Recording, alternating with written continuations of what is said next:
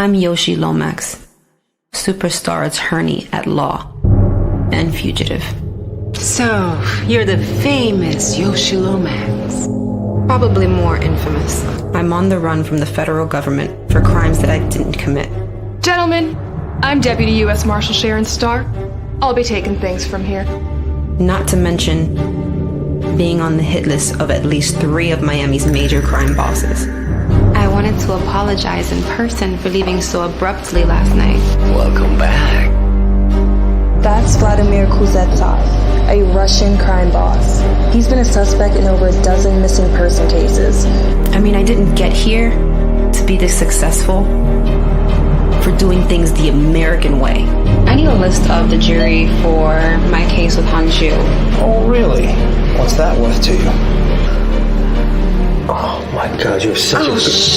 Mr. Santana is to be released upon processing.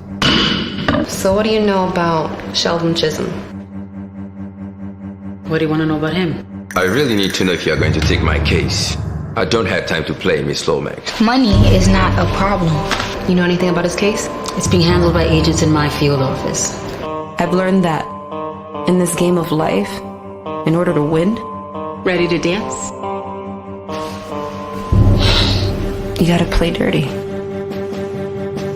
You might look at me and see a beautiful, confident, successful woman. Congratulations, counselor. Yet another win. But underneath, I'm flawed. I'm broken. And I'm scared. So I have no choice but to run until I can find a way to clear my name. Miss Lomax is now considered a fugitive of the United States. Catching fugitives is my business, which makes her my suspect. You and your associates are relieved. Look. She killed one of our own. But I will not give up. All right, people, listen up. Get a picture of Miss Lomax out there so the public knows what she looks like. I will not give in. Okay. People, we got a game plan. Let's break and execute. I will not get caught. Time to go hunt.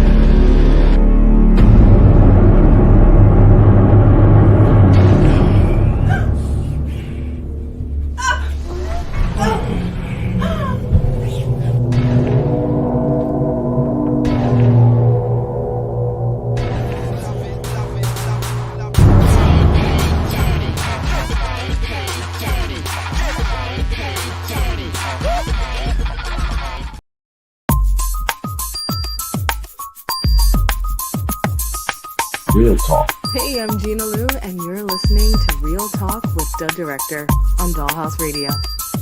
Hey, what's up? It's Logan Browning, and you're listening to Real Talk with the Director on Dollhouse Radio. Real talk. Hi, this is Alana De La Garza, and you're listening to Real Talk with the Director on Dollhouse Radio. Hi, I'm Diane Franklin from Better Off Dead and Bill and Ted's Excellent Adventures. You're listening to Real Talk with the Director on Dollhouse Radio. Hi, this is Monique Dupree, and you are watching Real Talk with the Director on Blog Talk Radio. Hey, I'm Stormy Maya, and you are listening to Real Talk with the Director on Dollhouse Radio. It's Vicky Judy, Orange is the New Black, and I'm here with Real Talk. Yo, what up? This is Jay Ellis, and you're watching Real Talk with the Director on Dollhouse Radio. Keep it locked. Hi, I'm Rita Parks. You're listening to Real Talk Radio with the Director. Hey, I'm Issa Rae, and you're watching Real Talk with the Director on Dollhouse Radio. All I'm offering is the truth, nothing more. And nothing less. What's going on? Welcome to another edition of Real Talk with the Director and the Jedi Council. I'm the Director. Brought my Jedi Council with me, but we'll bring them in a moment. Be with you for the next 120 minutes or so. Real Talk is brought to you each and every Monday by B2S Media. We broadcast live via the World Wide Web on youtube.com/the IE or /IE Network TV. Facebook, the IE Network on Facebook, Real Talk on Facebook, and Twitter via Periscope. Today is obviously Monday. It is the 15th. Another week, another day, and we are only 3 days away from, well, actually, you might as well count this day down. We're 2 days away to the Zack Snyder's Justice League cut, affectionately known as the Snyder Cut.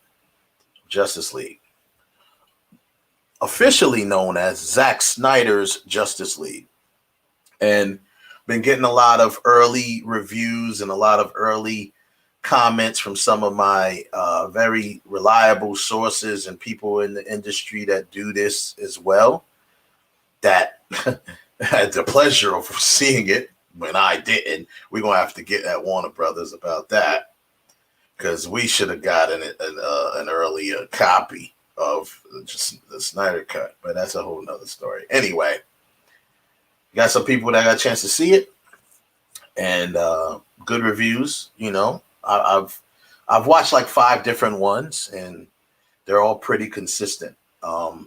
They're all good. What I mean by consistent, meaning they're good, and pretty much most people are agreeing that they're good in the same like parts. You know, like saying that it's really good. You know, really strong here, maybe not as strong here, but overall a very good experience.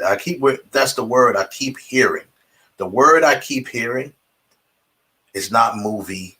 It's not this. It's not film. What I keep hearing is experience. Everyone keeps saying, you know, one of the bloggers or one of the YouTubers was saying, he said, Zack Snyder's Justice League is not to be watched. It's to be experienced. That's what he said. Grace Rudolph, who on Beyond the Trailer, she's, you know, really, you know how she is, and she can be real critical about stuff, especially DC stuff, because she is a comic person, and these, you know, Batman has always been her favorite character. Like, that's like, she's always expressed that Batman is her favorite, you know, not just her favorite DC character, her favorite like comic character. So she's very critical when it comes to Batman or anything involving Batman. But she also gave it a really good, you know, review. You know, they all give it. Guys want to check her out. She's a Beyond the Trailer. She gives a non-spoiler review. Most of them out there are giving non-spoiler reviews at the moment. A couple of them got some spoiler reviews. A couple of reliable sources. Like I said, that if I'm not one to really listen to critics anyway, I judge it for myself. But I am a person that many people value the opinion of. I thank you, humbly thank you. People value my opinion when it comes to stuff. So, you know, of course, I'll give my like review when it's after it comes out Thursday, after I watch it. And you know, I'm just happy that it's getting some positive feedback, you know, from a lot of people that are known to be critical on the internet. So that's good. Because let's be honest, the executives at Warner Brothers would be damned if they could not have this. They wanted to do bad. And that sounds funny, but that's the truth. You know, just a couple of weeks ago, we pointed out that the Warner Brothers, there was an article that I had posted once before that the Warner Brothers executives never wanted this. They never wanted the Snyder Cut to ever see the light of day, because they wanted to cut ties completely with Zack Snyder. So the release the Snyder Cut hashtag happens, and everyone's saying, oh, Warner Brothers, it's not, and we said this from the beginning. I said this a couple weeks ago. It's not Warner Brothers that's bringing you this. It's not Warner Brothers that brought you this. You could thank, all of us can thank AT&T. The executives at AT&T that absorbed Warner Media and kind of like, you know, took their spots. We can thank them for acknowledging hashtag release the Snyder Cut because they basically who they call the shots, and they basically told Warner Brothers, look, man, we got to. This is worth giving a shot. This is worth giving a shot.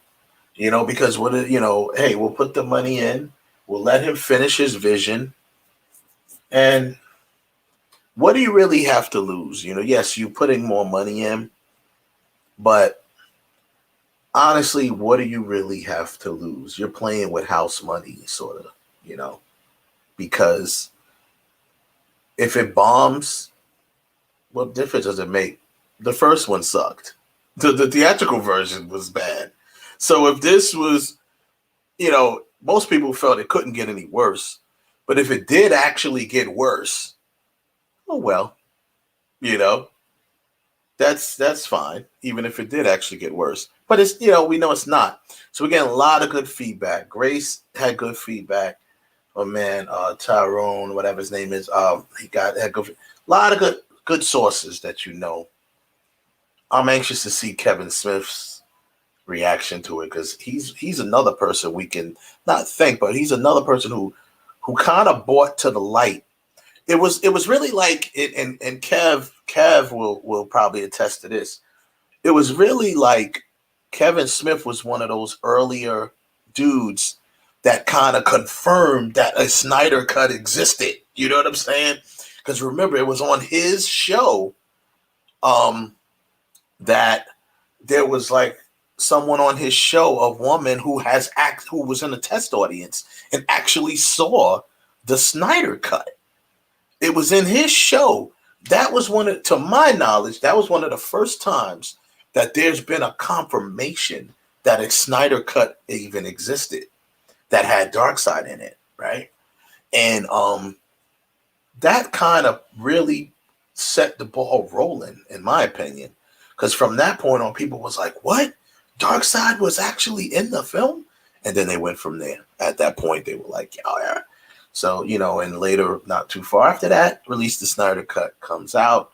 And then after Zack, of course, after all of that happened, Zack then goes on via Twitter and confirms that a Snyder Cut exists. In spite of like that little video that Ralph has sent me, in spite of that video of everybody talking about the Snyder Cut doesn't exist and you people are stupid for thinking that it exists, and then Zack Snyder confirmed that the Snyder Cut lives. And from that point on, hashtag Release the Snyder Cut became a reality. And then now here we are 2 days away from it. 4-hour event on HBO Max. And when I say by all of the reviews were consistent, I mean that everyone's saying that one thing they're saying is the 4 hours doesn't feel like 4 hours. And the one or two people that I did see said it did feel like 4 hours, but they were okay with it. Everyone watched it in one sitting. No one suggests that you watch it broken up like 2 different days. And they said if you get to a certain part, because it's broken into chapters already. So if you get to a certain part of it where they end that chapter, it might be like chapter 3 or chapter 4 or something like that, they said, you're not going to want to stop. So the film is in true Zack Snyder fashion, as what I'm hearing. Visual masterpiece, and not even just a visual masterpiece this time around, because you're finally able to let these characters breathe.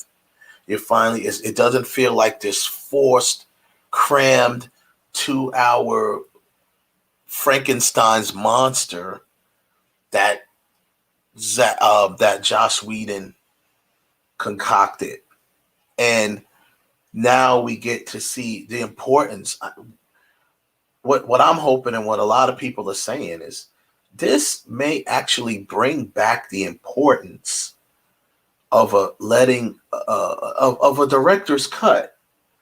Because let's not forget, I'm an old head, I come from the era of 3-hour movies. I'm saying 2.5 hour, 2 and 45 minutes, 3-hour movies.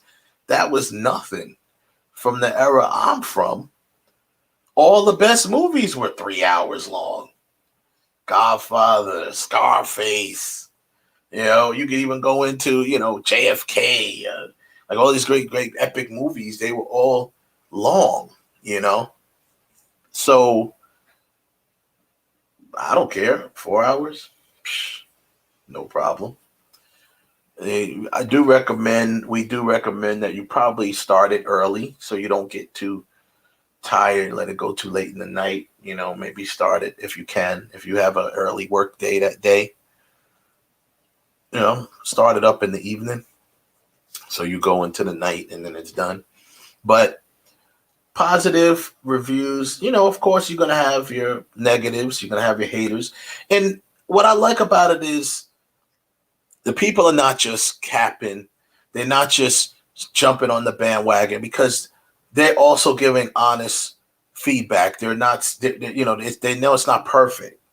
And let's be honest, it wasn't going to be perfect. But some people, like, it's split down the middle. Some people say that this version would not have, probably should not have been shown in the theater anyway. This is what some people say, because of the not just the tone, the fashion of how Zack is storytelling in this. You know, some people were like, it probably wouldn't have went over well in the theaters. It would have probably if it was broken up. As we know, we're watching what was supposed to be a 2 or even 3 part epic film, like The Matrix, even like, you know, Infinity War and Endgame. Too big to be one film. So if it would have followed the structure that Zack was doing in the first place, it would have been at least a 2-part film, maybe 3. So you're getting a chance to see all of that. It's filling any plot holes that may have existed. And another consistent thing that I've been hearing from all 5 different reviews that I was looking at, and these are all 5 different types of reviewers. They all got their own little quirks. They all got their own little things that they do. And all of them are pretty critical on stuff that they don't like. But another consistent thing, I'll say just one, is they were saying that the film needed to be this length, because in order for you to get that full story.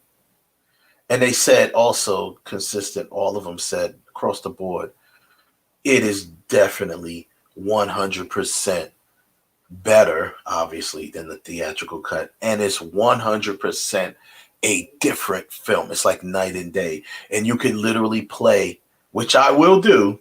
Thank you, Grace. Grace said you can literally play those scenes, some scenes, because obviously Josh used some of the footage. He used quite a bit of the footage because he only did reshoots on certain things. But it's not just that. What this is like everyone could take this as a lesson, because when it comes to filmmaking, you could take the same footage and tell a completely different story. You really can. Take it from a person who tells, I'm a storyteller. And as an editor, or even just as a director, I guarantee you, I could take Quentin Tarantino's Pulp Fiction and tell it a completely different way. Same footage. I could take you can take footage from a film and tell a completely different story. And that's what Joss Whedon did, with a few reshoots to kind of reinforce his new narrative. But I'm happy to report, there are people that's been saying all that stuff is gone. Goodbye, kaputs. The Russian family, gone. The crazy mustache thing, gone.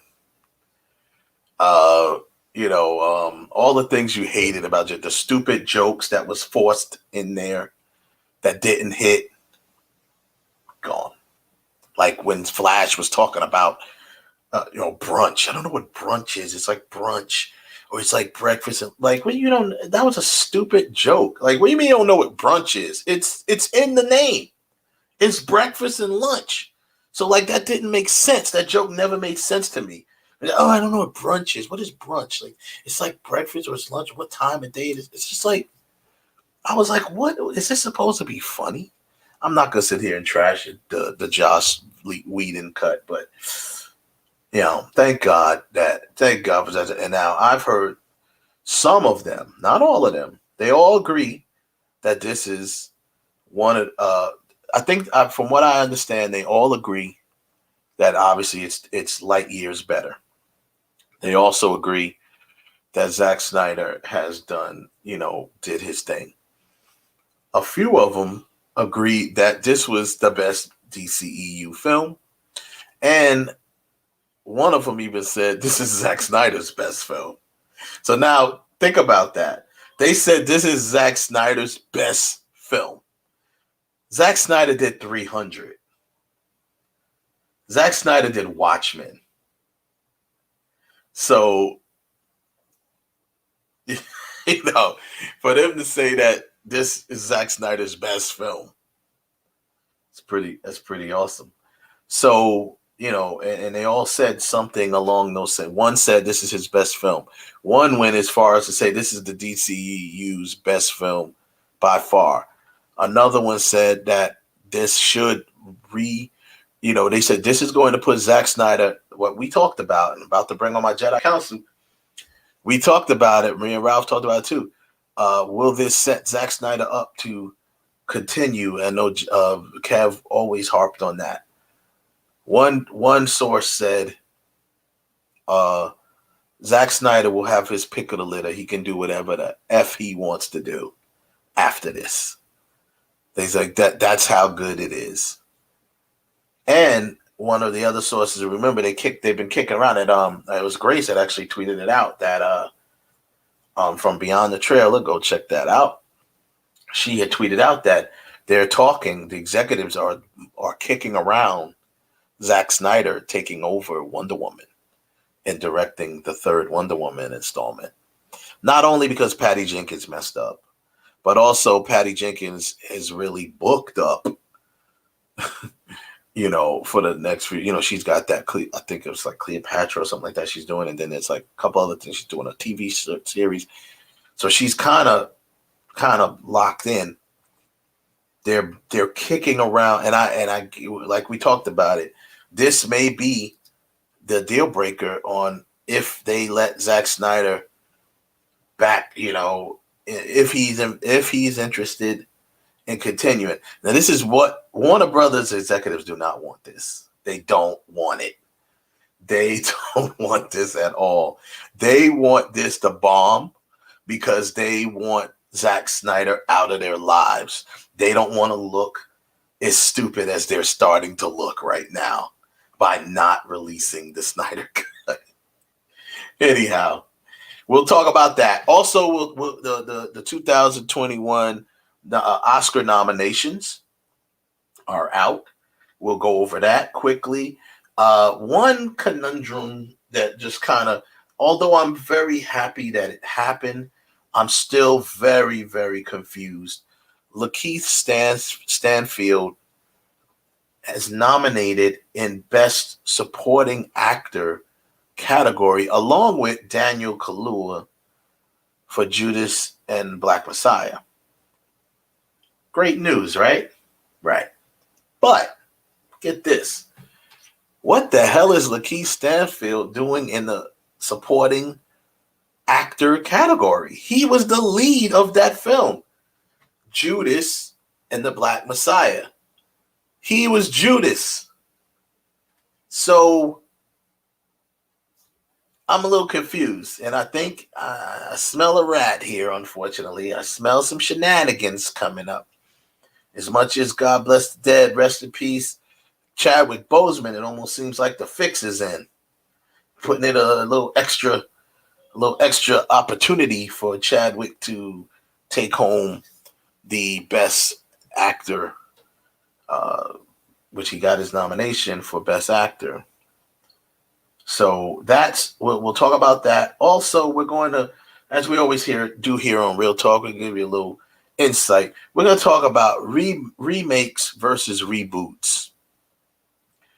And the reason why we're calling it that, and we may name a few top reboots or remakes that were better than the originals. Not many of them. Not a lot in the scope of, film. But, it's enough. And the reason why we're saying remake versus reboots, because a lot of people get it twisted. They don't know the difference. They call things a reboot when it's actually a remake. Or sometimes they call it a remake or reboot, and it's not either. It's actually a sequel, and you just wasn't paying attention. They were saying from the beginning of the marketing for Halloween, the latest Halloween that came out a couple of years ago, that it is a direct sequel to the first Halloween film. Everyone kept calling it a reboot or a remake when it's a sequel. Direct sequel, meaning the second installment. It's considered the second installment, even though we've seen other sequels to it. The Rob Zombie version, yeah, you can call that remake, reboot, whatever you want to call it. It's really more like a reboot, and we'll explain why a little later. So that's what we got. We'll also joining us in a little bit, our friend of our show, AJ Perez. He'll jump on and give us a little nerd reports. He's going to chime in on some of this stuff as well. And we're glad to have you here. Thank you for joining us again here on Real Talk. And I think that's the only other thing. Yeah, we got the Oscar nods, remake versus reboot. Yeah, that is it. So we definitely thank you for joining us. And we'll get the show popping. We're going to start off with talking again about the Snyder Cut. And you are now listening and watching Real Talk with the Director and the Jedi Council. I am the Director. And I brought my Jedi Council with me. Don't believe me? Here they are. Ralph. And welcome back, Kev. Welcome Y'all back. in the business. Welcome back. In the building. Welcome back, gentlemen. Kev is in I just want to say this out there. Breaking news. Don't tell nobody, but there is a director's cut of 7. I'm just putting it. Yes, there is. Yes, there is. Yeah. Is a this may cut. This may be. That's what I wanted to talk about. This might be a I don't know. Some people are saying that this might be a new like what's the word I'm looking for? Like a new opportunity for director's cuts. Like actually showing them. Director's cuts always existed, but you had to be people like myself, people like Ralph, people like Kevin that go out and buy them. You know what I mean? Because they weren't just shown to people. You had to go buy them like on Blu-ray or whatever, and you still have to do that. But this might open it up where streaming services might decide to start showing director's cuts of certain films. Here's my only problem with the director's cut, and I'm saying this because this just happened the other day. Now, last night I came home from work, and Batman versus Superman was on I think TNT. Yeah. Now they just ran the theatrical cut. Now Alien was on HBO. I want to say Saturday night, but they ran the director's cut. It's been a while since I've seen anybody run the director's cut of Alien. And if you're saying there's no director's cut, yeah, there's a director's cut of Alien and Alien. They put back a whole lot of footage in it. My only thing with the director's cut is that, you find out about it, but then unless you go get the DVD, you don't ever see it again, even though it's out there. Like, how many of you really saw, whether it's a major changes or minor, how many of you really saw the director's cut of like Star Trek II, Wrath of Khan, Kingdom of Heaven, Star Trek VI, the director's cuts of those the freshest ones that come to mind. But for whatever reason, they don't play them. They really don't, and that's sad. There's even director's cut of Alien 3 that changes the entire movie around. Yeah, that's what happened. See, I'm obviously a little partial to it because being the director, I am a little partial to director cuts because I'm just like, hey, I feel this person who bought this vision should, I believe. Don't get me wrong. I believe in regular theatrical cuts, and I believe in editors cutting the film the way whatever it's supposed to be cut, right? But I also do believe in director's cuts because I am interested in seeing that director's full vision of whatever film he or she was doing. So I'm interested in seeing that. And I used to I would not buy a Blu-ray or even before Blu-rays came out, the DVD version. I wouldn't buy like the special edition if it didn't have, a director's cut in it. You know what I mean? Like extra footage. I used to also with commentary. Always look for a director's commentary. I always like to look for director's commentary. Thing that they don't put onto that no more, man. The commentaries. I know Warner Brothers, and this is one of the few things Warner Brothers actually got right. The DVDs used to have a director's commentary, but when some stuff came to Blu-ray, they put on a visual director's commentary where now you got the actor or the director actually on the screen. So while you're looking at it, they're looking at it. They're stopping to tell you about certain things. That was the best thing they ever did, but they don't do any of that stuff. Like when you go get a Blu-ray or a DVD nowadays, you barely get in a trailer, deleted scenes, or something. Forget about documentaries about how you made it. You're not getting none of that stuff, which is a shame because that's why you got it. All of that stuff. All that stuff was necessary for you to get all of that extra behind the scenes. And there's another thing that I won't be surprised that they might come back in a certain fashion, Ralph. And I'm gonna tell you what fashion is gonna come back. If it comes back, it's gonna be it's gonna be as reaction. The reaction cut. Because reaction videos are very, very popular now. Yeah. So what's going to happen is, imagine taking, and here I am putting it out into the universe. Somebody can probably snatch it down and beat me to it. But imagine putting out a reaction cut where you actually see the reaction of the actors the first time they viewed the film.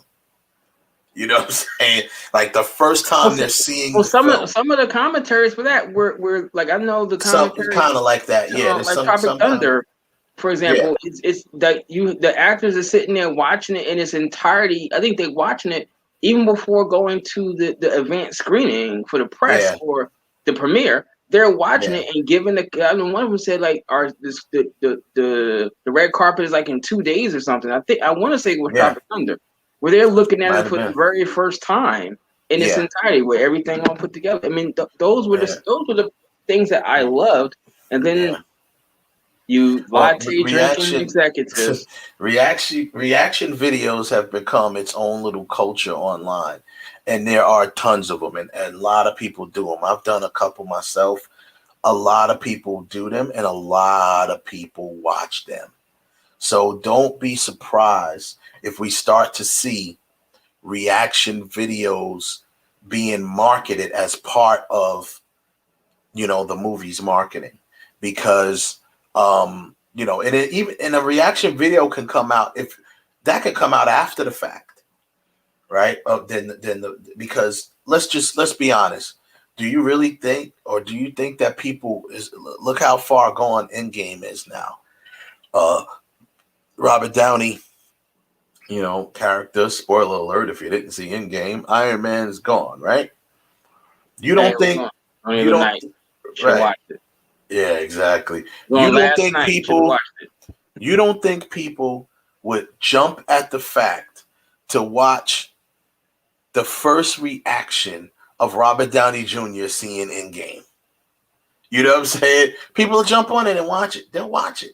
So don't be surprised if they find a way to incorporate that in their marketing. And it may have to be done through a platform such as HBO Max, where it's like you can get all of this stuff, and then we got a little extras there, or like Disney Plus, but it's all controlled, right? Where it's like, okay, you can go in and watch behind the scenes, you can watch deleted scenes, and you can watch reaction videos. Here is the reaction to Robert Downey when he first saw the cut of Infinity War. You know what I'm saying? That's what I think is coming next. And if it ain't, then it'll be coming next from me because I'll do it. So we got but so we want to talk about the Snyder Cut a little bit, and we're about to bring on our special guest. You know, he comes with his nerd report for us. AJ is friend of the show, of course. We'll welcome him back. AJ Perez is in the building. Welcome back, sir. Hi guys. What's going on? How are you out there in sunny California? It's really sunny, but it is windy. We got like 40-mile-an-hour winds right now. Really? Yeah, it's windy over here in Jersey today. It's like, man. Yeah, it's like windy. But other than that, the weekend was gorgeous. Over here. What'd you say? I didn't hear what Kev said. We had that for the last 2 days here. Wind. Over the weekend and over the last 2 days, we had crazy wind. Oh, okay. Well, it hasn't really been windy here in Florida. It's been a little bit of something, but the weather. Like I said, this is my favorite time of the year in Florida. It's really the only time. Spring break is your favorite time of the year? Nah, not spring break, but just this whole between December and May. Between December and May, you get some of the best weather in Florida, especially Central Florida. So, I'm walking outside earlier today, and I'm like, oh my God, it's perfect out. Man, shut up. I don't want to hear that crap. I'm just saying, So, but that's it. Everything else, I'm like, blah, blah. All of this hot, sticky, nasty, tropical weather. I'm not with all that. We don't have to worry about that year round. Yeah. Y'all got that. Yeah, I know. It's all good. So, man, we were talking Snyder Cut, of course.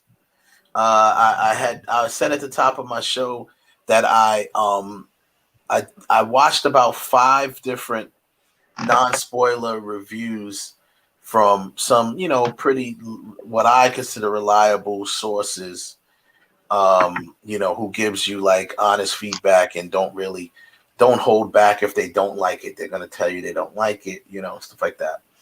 And I've heard some consistency across the board that one consistent fact is, number one, this is light years better than Joss Whedon's cut, theatrical cut, which we all knew that was going to happen. Number 2 was the film length doesn't hurt as much as people thought it would. No, that's been fast. Yeah, that's a consistency, right? And then the third one that I've heard is that this is definitely very epic. I kept hearing the word experience. One guy said Zack Snyder's Justice League is not to be watched; it's to be experienced. That's what he said. Yeah, no, I mean, I think I've read out of all the reviews, and I've probably read about 20 or 30. Yeah. I'd say about 80% of them are positive. Of course, the other 20% are all the haters anyways. Well, it's just haters anyway. Those are people that Warner Brothers through and strangle that dude's neck. They're going to those are the ones that the WB executives are slipping a little money, saying, "Get out there and say it sucks," along with Marvel people probably say it sucks. I don't know. I think that Warner Brothers is actually pushing it now because HBO's been releasing stuff, stills, trailers. They haven't been pushing it as much as they have Mortal Kombat or King Kong, for example, Yeah, no. I think that So they're what I finally did like, was let's I accept got to it. find that article again that I had. I had posted it in my chat room. There was an article that I found a couple weeks ago that basically confirmed that Warner Brothers was kind of forced to do this because of AT&T. AT&T saw the opportunity of the Snyder Cut, and they're like, "Hey, we got to do this. We got to let this happen." Yeah, Walter Hamada was not a big fan of it. I don't think that he's even in to go ahead and greenlight a sequel or even a no. They don't want no part of Zack Snyder. And what's going to happen is another Zack Snyder's going to go right over to Marvel. They're already talking. So I mean, like, I'm a big fan of Zack Snyder. So I love his storytelling. I can't wait to see his next zombie movie. I don't know about that part. Sorry. Yeah. Right. Oh, dude, it's good. A bank heist with military guys in the middle of zombies. It's awesome. No, I'm saying if you said visual, I would say no question. Yeah, but that's still a form of storytelling. Sucker Punch. Visual Okay, but Sucker Punch, no, no, that's a strike. Well, I mean, wow. Even if you're gonna call that a strike, but pick Best Movie at the last quiz, right? I still want my rematch. I still want a rematch. Yeah, it's ironic that we got AJ on because Kev, who he's been out a little bit, so he's back, the winner of that contest that we. I want a rematch. I want a rematch bad. Yeah, but like I said, Snyder visually, I've never had everything he's done. I am even Sucker Punch visually. I am a fan of that. It looks awesome, but the movie itself, the storyline, I wasn't feeling. Now 300, I'm hard pressed to say anything bad from 300, except that I need like another 10 minutes, just another 10 minutes of that. For once, someone's saying that a Zack Snyder movie was too short. Yeah, exactly. I needed like another 10 minutes. But you know what, though? That 10 minutes that was cut from Batman versus Superman is a whole difference. It's a big difference in the box office. Tremendous difference. And once those 10 minutes, box office would have been different. Yeah.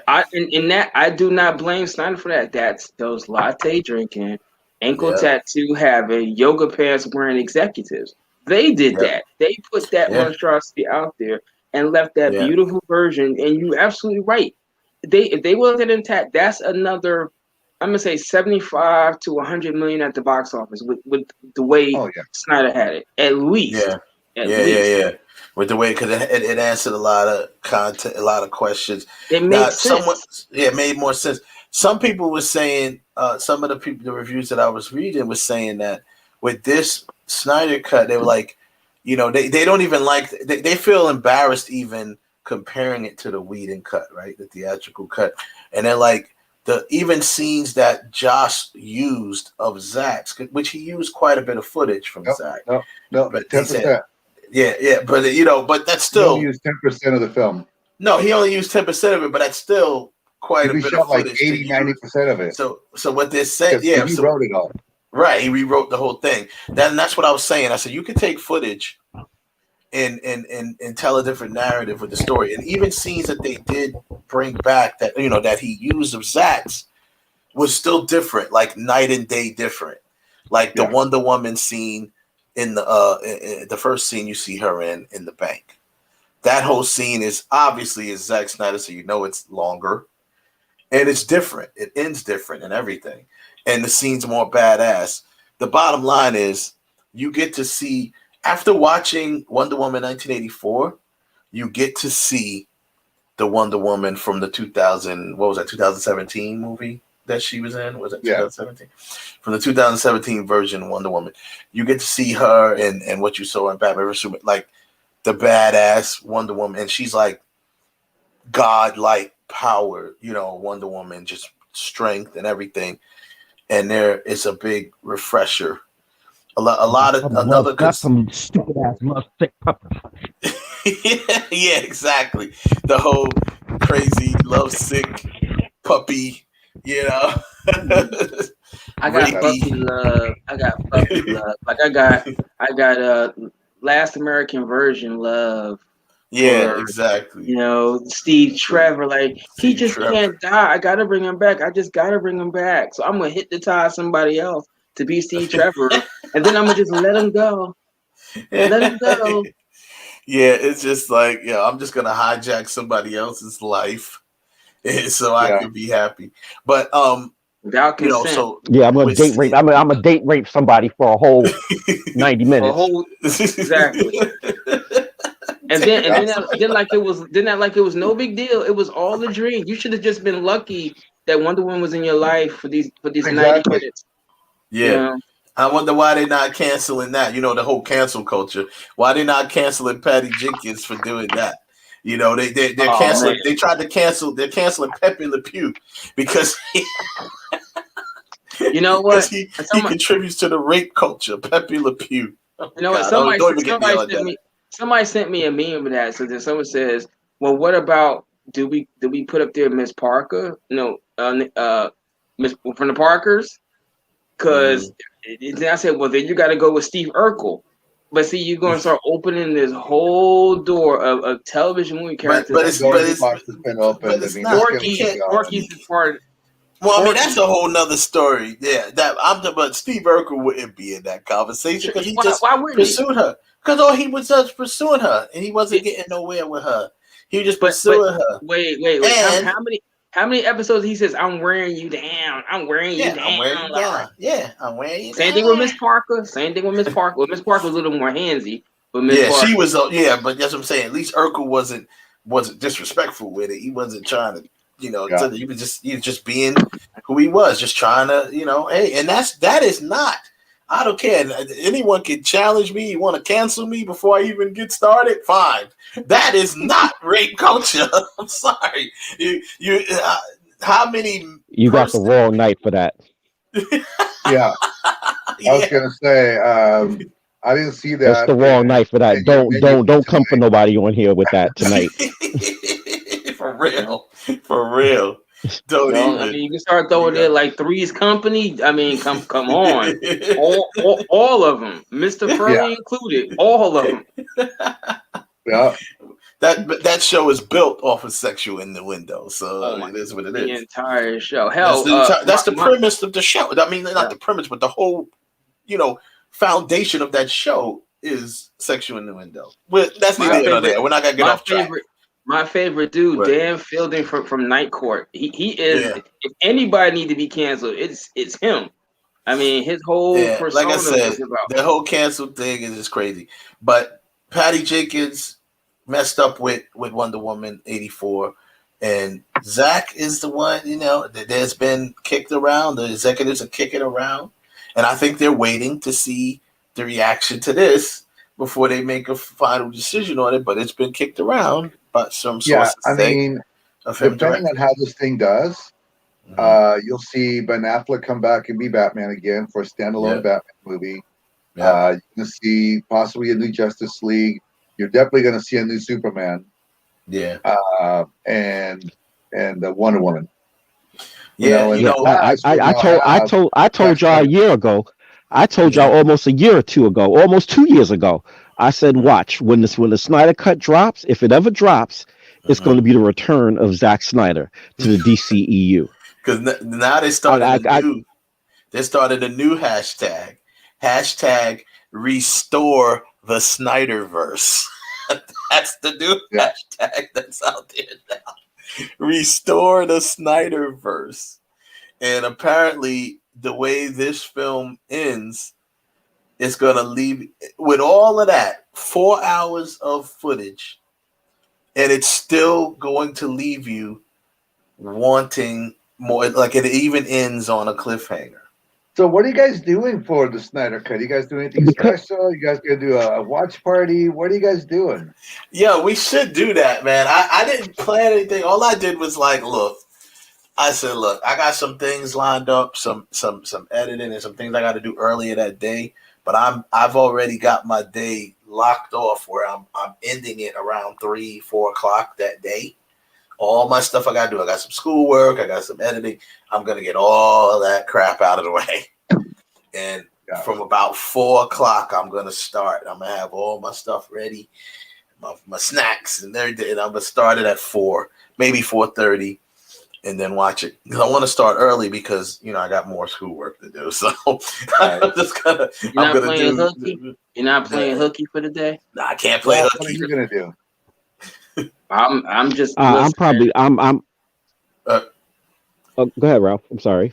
I'm just gonna like put it on. I'm gonna have me a couple of pizzas, and hey, let's go for it. I'm just gonna be doing this. I'm gonna be taking notes. Like, ooh, this is what they got right. Ooh, this is what they improved on. This is what they should have left him alone to do. Right. That's Kev. What are you doing? Kev.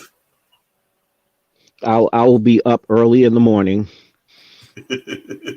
at 2 a.m. watching. I'll probably be in the hospital, but I will be up watching early in the morning. We watch it early in the morning. Yeah, I thought about that too. And I know myself because I'm just that type of person that's up. I'm up late or early anyway. So once I see it pop up, it's gonna give me a notification on HBO Max. Once it pops up, I'm gonna be like, oh god. Well, I'm getting up at midnight to watch it on my own. Yeah, okay. And that's the first time I have some coffee. Right. And then at 5 o'clock, I got 5 friends coming over. We're gonna make some Wagyu barbecue ribs. Got like salad. Wait, hold. So I'm on a flight. Bringing a bottle of whiskey. We're gonna do tequila tasting, cigars. Nice. That's how we're gonna do it. Damn. Oh, y'all doing it, man. What is Wagyu? I'm on a flight. I know what I'm doing. I'm on a flight to hospital. I'm on a flight to Cali. Hell for surgery. I'm on a flight to Cali. Oh yeah. I'm gate crashing. Oh, we're doing it grown up style. Yo, that's dope. Yo, as long as you guys don't have no sushi and I can bring my own Hennessy, I'm there. Coming. Yeah. I know it's funny. Bring your own Hennessy. No, we're doing we're getting that those cows that they massage all day and all that. Yeah. You got those big old thick Wagyu ribs. They're like this long. And wow. Those are oh my goodness. Oh my God. Lord have mercy. Like those $200 ribs. I can't even eat none of that anymore. Oh my God. I've never had those. I've never had those. It is like the most crazy. tender stuff you'll ever have. It so sounds we're doing like that. We're each bringing a separate bottle of whiskey, and we're just gonna be tasting all night, eating, and that's our plan. Yeah, that's dope. Cigars. That's a great plan. I'm gonna be honest with you. I'm girls that have some massages, man. I'm buying my ticket right now. Yeah, you stupid. If it's good, the problem I'm running into is I am, down here. I'm not saying by myself, but like I don't have all my comrades at different places. You're there in California. Kev is in New York. Ralph is in New Jersey. So all my comrades are really like far. So I don't really have anybody to really experience it with here. Like, my wife is like, she doesn't really, she doesn't really How old is care. your daughter? Yeah. Huh? How old is your daughter? Well, I have 2. My oldest daughter is 30, but she's not into superhero films. Right. And then I have a baby. Tell her point blank, you gonna be baby nice. or so like baby. She just turned 1. She's young enough. You can sit her down in front of the TV. Oh yeah, she watches. She'll watch it. Yeah, you have she'll to watch it. I can't keep her. Yeah, I can't keep her off. I can't keep her off stuff now when I'm watching things. She sit right there and like she don't take her eyes off of the TV. Now my son, who's also in New York, now he's into that stuff. But maybe what I might do is I might do a digital watch party with him or something like that. Maybe we'll jump on it and do it. So he can, we can experience that together. Because I told him, but see, he's a Marvel guy. Now, not that he doesn't like DC, but he just doesn't really know about DC. He's always been a Marvel guy. So I could just put him on. I had him watch Man of Steel. I've already gave him the rundown. It's okay. So watch Man of Steel, then go watch Batman vs Superman. You know what I'm saying? Wow. And he's like, all right, cool. Because he had never seen those films. He was always, on the Marvel stuff, and he had just binged the whole MCU, like a couple of months ago, just to kind of get on track with everything. But then I'm like, okay, son, I got another mission for you now. Now you must go and start with Man of Steel, which he's not a Superman fan. He's never really liked Superman for whatever reason. Wow. Never a Superman fan. He's like, I don't like Superman. He only like because he's from the cartoons. He never liked Superman from the cartoons or anything. He's like, I always hated Superman. He's always like Batman. He's like, Batman is that dude. He's like, Superman, I don't like the whole Boy Scout thing. I don't like him. You know what I'm saying? So I'm just like, all right, cool. He's always like Batman. Haven't watched Superman 3 where Superman goes bad and he's, having sex, he's knocking out. He's drinking. Exactly. He's knocking out mirrors with peanuts with peanuts, yeah. Making the Eiffel Tower straight. Yeah. Oh no. Well, for me, my kids, they're hip. They're like they can't wait for it. Yeah. They love both Marvel and DC. Listen. And we have weekly discussions about this stuff. We get on the phone, and my daughter's getting married to a guy named Bruce, and she calls him Bruce Wayne. And on the phone, whenever he calls, it says Batman. So. Oh, that's another consistency that I heard was Bruce Wayne. I mean, Grace, what's her name? Grace Rudolph, right? That's her name from Beyond the Trailer. Yeah. She said, and she is Batman is her favorite character, and she's very critical about Batman. And she still doesn't like the way the suit looks on with Batman, that version of the suit. But she still will say to this day, she's like, I still stand by Ben Affleck is the best version of Bruce Wayne. Exactly. On the screen that we will ever see. Down. No. Arkham Asylum Batsuit, just so you guys. Exactly. Exactly. Arkham Asylum. If you're a gamer, you know where that Batsuit came from. Yeah. I disagree. With that. I think he is the best Batman, best Bruce Wayne. Those two different people. Now the suaveness kind of thing. I'm still with Keaton with that part. Batman, I'll give you, but the Wayne part. You got to remember, this is an older this is an older Batman too. So that's the other Batman. thing with this. I know, but still, he was. But even with that being said, here's the thing with me with Keaton's Wayne, which I have nothing bad to say about Keaton, but with Keaton's Wayne was also he was a little awkward too, though. He wasn't. Yes, he was suave, whatever. But when you really look at it, if you go back and look at that Batman, he was a little awkward, especially around women. You see what I'm saying? He was, Michael Keaton's 5'8". He got they were trying to make him at least 6 foot tall. He got Basinger in bed on the first date. He got her in bed. Bruce Wayne can do that with Bruce Wayne. Of course he can. But that's what I'm saying. He just had that suave. Whereas Affleck, I give you as Batman, he is intimidating and scary compared to what anybody else was. But the Bruce Wayne part, I'm still. I mean, I'm saying me. You got to remember this Batman. His version of Batman is the detective. He's not Bruce. Ben Affleck's version of Batman is not really he's suave, he's smooth, but he don't care about none of that. He's the detective. He's the, you know what I'm saying? He's the older Batman. I don't even want to say the vigilante. Yeah, more older, a little more locked in, a little more set in his ways. But he still has to, he's gonna have to do. And we may see, from what I hear, we'll see a little more of the Bruce persona. The Bruce Wayne is very present in this film, in this cut. Now in this cut, if Bruce Wayne getting one woman in bed, then I'm like, yo, you the dude. But you're not gonna see that. That's not gonna happen in this cut. That's not gonna happen You don't know. I'm saying that ain't gonna happen in this cut because he's so. You got to think about it. Remember, go all the way back to Batman vs Superman with the dream that he had. He's so locked in and saving the world because he knows that what's coming. You're gonna see him.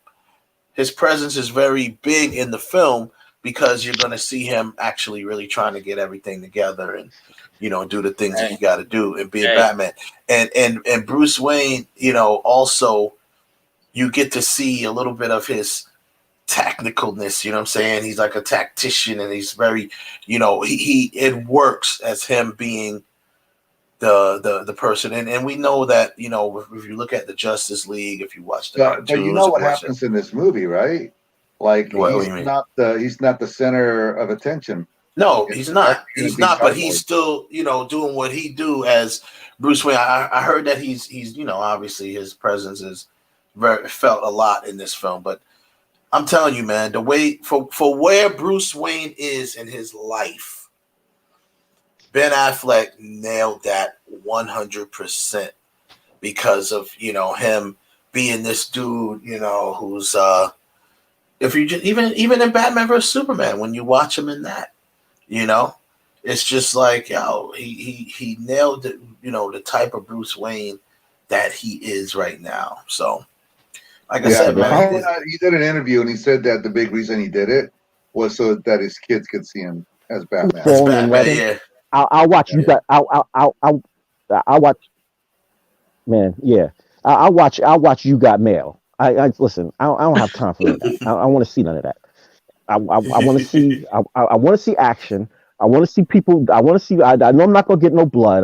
But I want to see heads being bashed. Hey, I want to see. I don't know that part neither. You just might get some blood in this one. I mean, it's director's cut. Green blood, blue blood. This ain't PG. This ain't PG, man. Yeah, it's not PG. Well, I mean, because you know there's gonna be. Batman, I do have to ask you guys: have you got any of you guys seen the fan movie that was released last Thursday by Bat in the Sun called Batman Dying Easy? Something about dying is easy. I've seen it like 5 times. Oh man, I heard so many good things about it. It's like, a fan film, right? It's a fan film, and they got a lot of great cameos. You know, some big names in there, and but it's really that Joker versus Batman, you know, rivalry, and you know, cameos from all these, like, you know, the Rogue Gallery. But you guys have to watch it. I mean, I'm definitely. I'm going to be this whole week, starting Thursday. This whole week is going to be my DC week. You know what I mean? Like, I'm going to be watching that. I'll probably watch Batman vs Superman again, probably in the next couple of nights. I'm gonna watch that again just to watch. I just watched it about maybe last month. I watched it. I was just laying. It was on last night. So TNT. Oh, you know they're all over. I went to HBO Max. Did you get the extended cut? Yeah, you get this extended cut right there on HBO Max. I don't deal with. I bought the extended cut as soon as it came out, because I told everybody, I was like, you know what, y'all can mess around if y'all want to, but I'm telling you, this director's cut is going to clear the air. And sure enough, what did it do?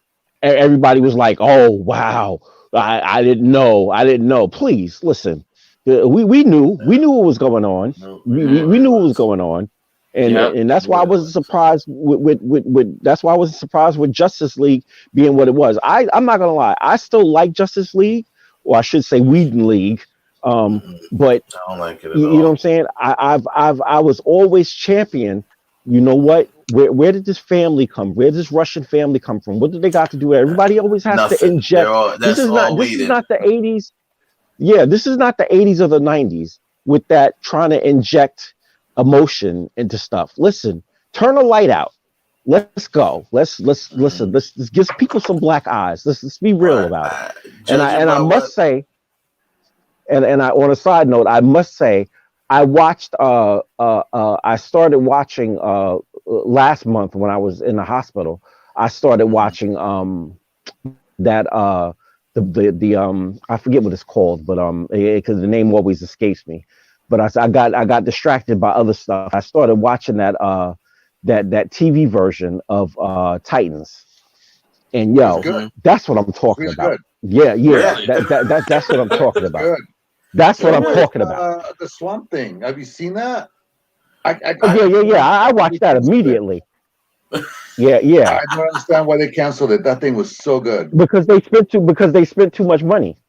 and they couldn't. The dumbasses said, "Oh, we can't justify spending this much money on a TV show." Everybody's doing it. Look what Marvel did with WandaVision, and you can't justify doing Swamp Thing, which is mostly, which should be 80% practical effects. I mean, so you can't justify spending that kind of money. No, you weren't behind. You weren't behind the project. Let's just call it what it is. Well, that's what it is. You gotta get behind it. Was it a Warner Brothers project? Yeah, DC. It's DC. Yeah. It's DC. DC, and it was good. Once again. That's when they had the app, the DC app, and they were like, "Oh, you're gonna get all this great stuff, blah blah blah." And I mean, I bought into it. I mean, but, I'm glad I did the Titans because of that. I mean, I'm glad they moved to Titans. Titans got moved over to HBO Max and everything, and they did get another season, so they are working on another season for it. So that's good. Because they, I obviously, like everyone else, I was very critical of the way they had Starfire looking, not because she was black, of course, but because I didn't like the way she looked in the first season. I didn't mind it because it was disco. I thought it was. The main reason why I didn't watch it because I thought they were portraying her as a hooker, but I didn't realize that they had her that she was from I think it was she landed up and ended up in Czechoslovakia, wherever that was, and it was and she was on the disco, like the Donna Summer disco type thing.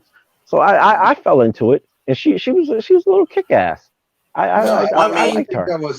I didn't think that was distracting at all. Yeah, I didn't like the look.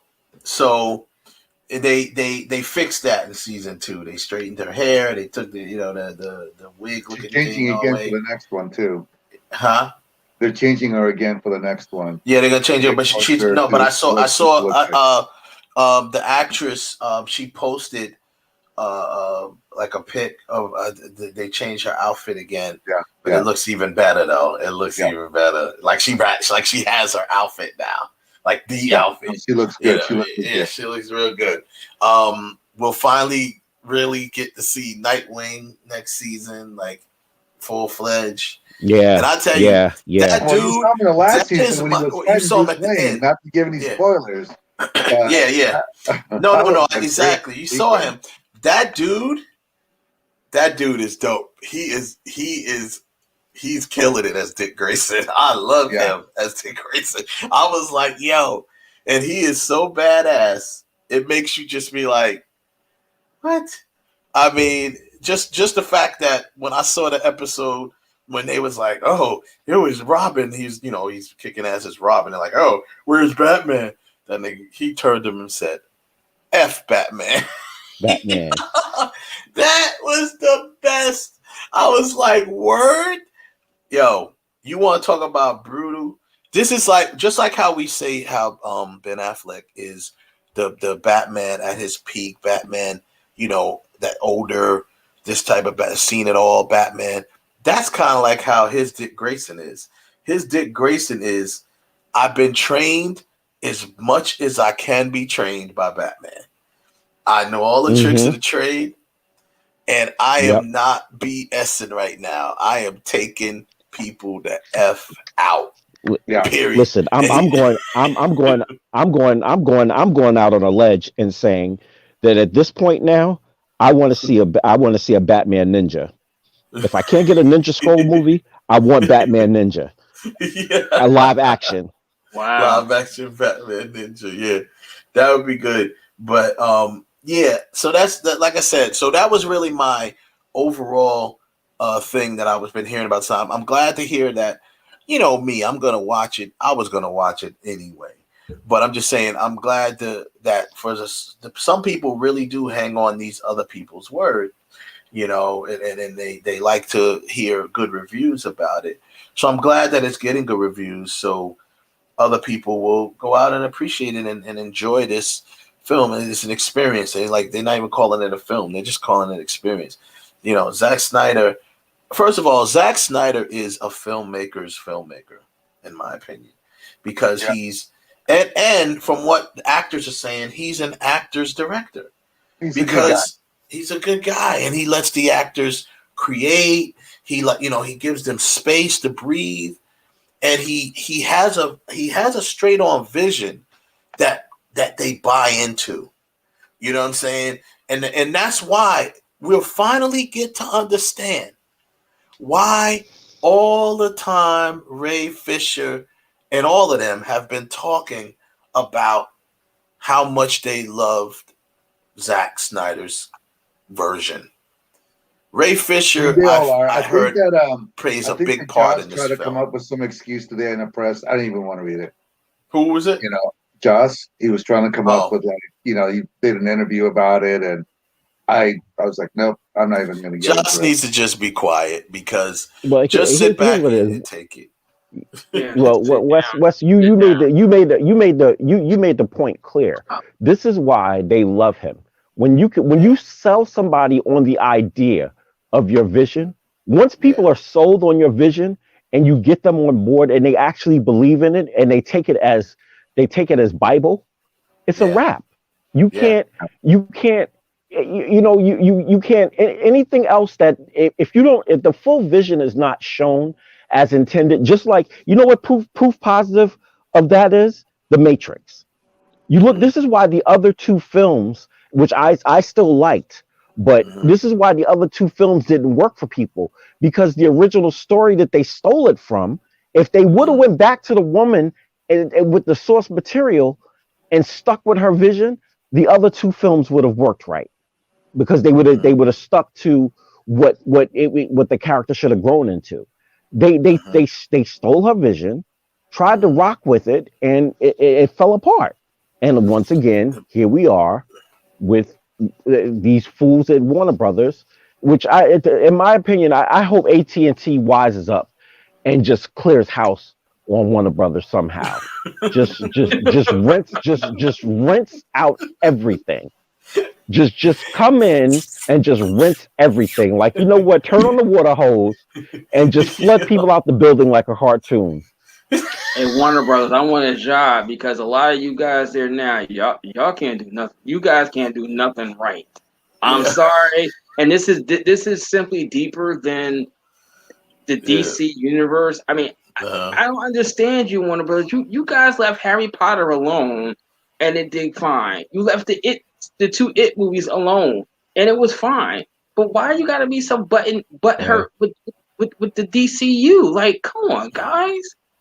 They really, because everybody, don't get me started on the Matrix. Don't even get me started on the Matrix. Thing. Don't even get me started on the Matrix, because Kev is absolutely right.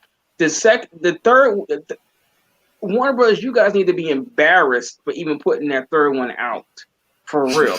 The second one didn't get rolling to an hour into the movie, but the third one, I was like, come on, man. You really, y'all want to charge $15 Mac for a primetime seat?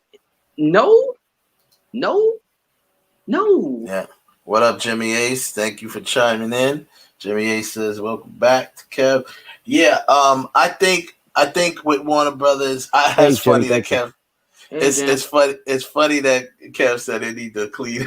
They need to just rinse out the whole clean house. Just wipe it clean. Wipe it. Just clean. wipe the slate clean, right?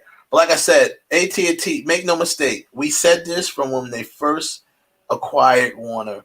We were like, we were right on here. We had almost a whole show talking about it. We went and bought up. Remember we ganged up on you because we was trying to, as usual. Ganged up on me. And I'm still standing by what I said back then. I'm still standing by it. And for those saying, what did he say? I said, this is what I said, right? That DC, Warner Brothers is bigger than DC. And while they may make changes with DC, I'm talking about all of Warner Brothers. All of Warner Brothers needs a cleansing. It needs a cleansing, right? Well, because Warner Brothers is bigger than simply just DC, or maybe, just maybe, it really is just Warner Brothers just don't know how to deal with the DC universe. They could deal with everybody else. The Hangovers, right. you did Mad Maxes, you did The Shining. You've done some stuff. So it's not like you don't know how to put a movie together. Just for whatever reason. They really just don't know how to handle this because they're too busy. They were too busy watching Disney and Marvel. They were too busy watching what they were doing when they should have just been doing their own thing. Because parody is good, contrast is good in the superhero verse. Why do you think The Boys worked so well? The show The Boys, it did so well because people like shit like that, man. People want. I don't know who got it in their brain to say that dark, quote unquote, is not good when it comes to superhero films. I don't understand that. I'll tell you who. I'll tell you who. It started with. It started with the critics. All of this turn on a light. Zack Snyder needs to turn on a light. This one needs to turn on a light. This one needs to turn because everybody wanted. Everybody's so stuck. And again, this is the problem with Jeff Johns and all of them. All of them are still riding Richard Donner's nutsack. Listen, let it go. Listen, yes, Superman is not a Boy Scout. Let's stop that too. Nice. No, he didn't. No, and he didn't. He didn't. And he didn't. He got done dirty. He got done dirty. He got done dirty. He got done dirty. But I know what you're saying. You're talking about from the Donner era of Superman. You're talking about right. Everybody's stuck on. Everybody's stuck on Apple cut of Superman too. Remember that? Yeah, this different from. But you know what? And let me reverse that, and let me take the weight off of Donner, and let me put it on. Everybody's stuck on American Apple Pie. They're stuck on baseball. Listen, that has nothing to do with comics. That has nothing to do with superheroes. Listen, yes, and let's stop with Superman being. Superman is not a Boy Scout. He is an alien. Okay, you know what? I'm gonna have morals like the rest of you humans. I'm gonna try to be like you and be more morally correct and not scorch the earth. That's because he was. That's only because he was raised by morally good humans. You know, good humans raised him to be a good human. Or even though he's not human. Now, Warner Bros., I'm gonna give you a good idea. You want to do Man of Steel 2? You really want to change yourself from the Marvel universe? Do Man of Steel 2 what they try to do with Brightburn, where Superman has lost it, and he's like, I don't want to do Justice League Part 2. Yeah. Or Justice? Not Justice League Part. Yeah, Man of Steel from 2. Zack Snyder. Superman loses it in Part 2. Yeah. From originally, what you're saying, what he's saying is, what you're saying, Ralph, is Zack Snyder had that vision. That's why I remember how we always talked about originally Justice League was supposed to be like a 2 or 3 part epic. Yep. And the part, the second I'll go part back. of it, I'm sorry. Was sorry, Wes. I don't mean to cut Superman. you. Go ahead, Kev. I don't mean to cut. I don't mean to cut you off, but it goes back to what we said earlier when Zack Snyder and what's his face sat Jim down Lee. and wrote those storyboards, and Jim Lee had those storyboards telling you exactly what the vision is. Yep. And now think about it. The actors. Now imagine these poor actors. They saw this vision. They saw the whole storyboard laid out. They saw, and when they were shooting Justice League, this vision was in mind. Remember, let's not forget, people, when Zack Snyder started Justice League, everyone had in their mind that it was going to be this big 3-part epic, like it was originally planned. Then the first version or viewing of it comes out, test audience, and Warner Brothers does not get back the feedback that they want from it. And instead of saying, hey, this could work, they just panicked completely. It was like, we got to get Zack Snyder out of here. That's basically what they did. You know what, Wes? Well, yeah. You know what, Wes? Let me ask you something on that point, Wes. Let me ask you something. Do you honestly think that it was the focus group that turned them off, or do you think it was the executives themselves was like, nah, we taking a chance on this? No, one. I think the executives.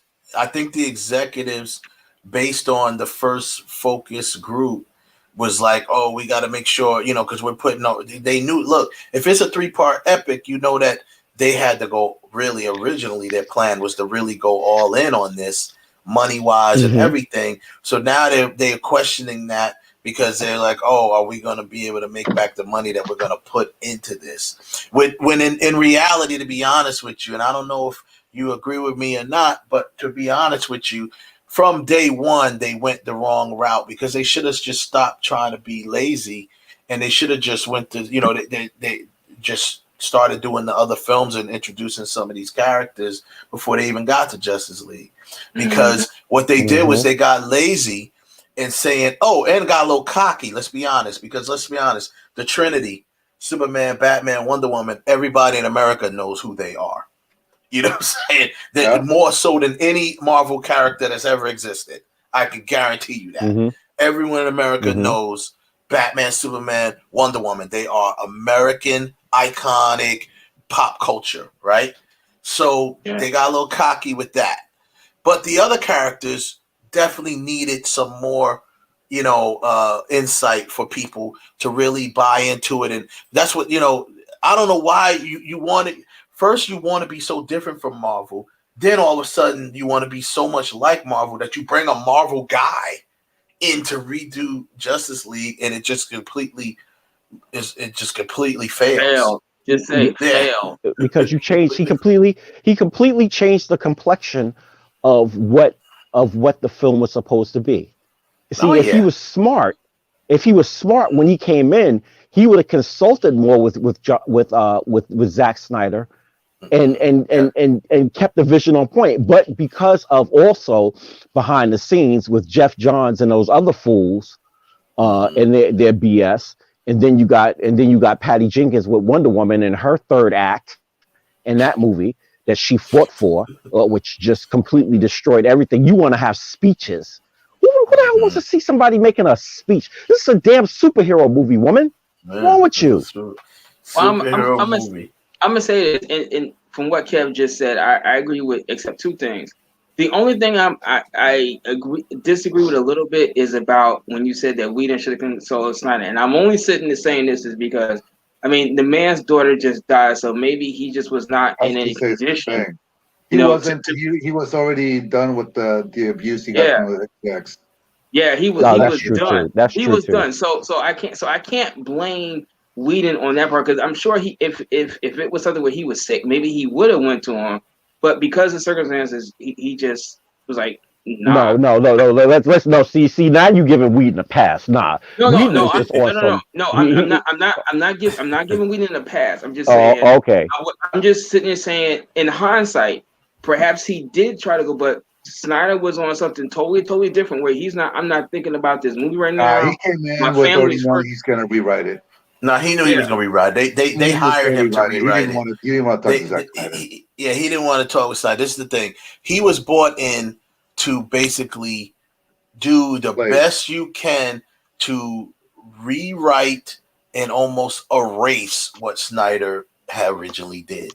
And we'll all understand that come Thursday, because you're going to see some footage that you saw in the theatrical cut. And even that footage that you saw that Josh used in the theatrical cut is extremely different. It's different. Different though. Like different as better. Yeah.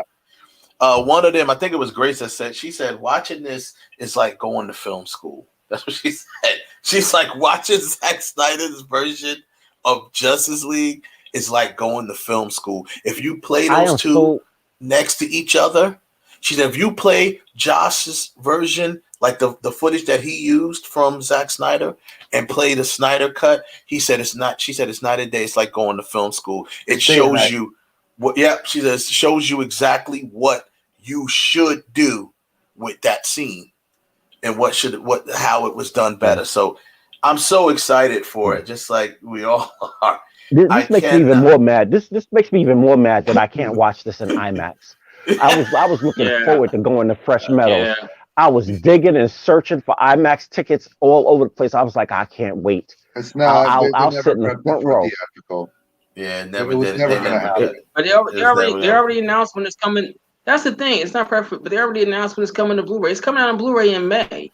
They already announced it. See, here's what I wish I could have rented out a theater for this. I would have blew a paycheck. I would have blew its paycheck to sit in the theater by myself to watch this. I most definitely would have. That'd have been nice. AMC is opening back up with probably within a week. She still has the $100. I don't know if they still doing $100 that for a buyout of the theater. I don't know if that's coming back or not. Yeah, but I'm actually gonna watch King Kong versus Godzilla in the theaters too. I'll watch it at home, but I'm going to see Mortal Kombat. I want to see Mortal Kombat in the theater. I'm gonna yo. Yeah, I get my second I have shot. my gas. I got my gas mask ready for that. I'm going to see. Matter of fact, I'm calling Demetrius. I'm like, listen, we need to go get Bobby and all. We need to go see Mortal Kombat in AMC because it's gonna be a kick it. It's gonna be kick ass. Watch. I know, literally. Listen, pun intended. If I find out, if I'm not gonna lie, if I find out that AMC is still letting people buy out movie theaters, buy out for the $200 or whatever it was, I'll put up the money to have everybody to have people come with me. But listen, y'all sit over there. Don't come near me. Y'all sit over there. I had COVID once. I'm not getting that. I was in the hospital for 10 days. I'm not doing that again. Y'all sit over there. Stay away from me. Enjoy the film from over there. Fair enough. I'll talk to y'all later. We will convene later. And don't over the talk phone. to me. Exactly. You better have your damn cell phones off. I don't. Yeah. Don't be talking to your baby. So this funny. We talk about, since you just mentioned AJ, you mentioned Kong and Godzilla. One of the topics we're talking about tonight is the remake versus the reboot. And on top of that, we're just talking about, that's really what we want to talk about, the remake versus the reboot. But being that those are both, they fall in those categories. They actually fall in. They actually literally fall in both. In both categories, yeah, they fall in both categories because rebooting, and obviously you got to explain. We promise to explain to people the difference. And I thought we did that. I thought we did that. Did we? Did we do that? Out there, was y'all paying attention when I told you we a remake and a reboot? Was y'all paying attention? I don't know. We have to take out of film school one more time about the difference between a remake and a reboot. Yeah, let me know. I can make it. I can make it even simpler. Terminator a reboot is what you do. A reboot is what you do. A reboot is what you do to your computer. a remake. It's a new computer. The new computer for old parts.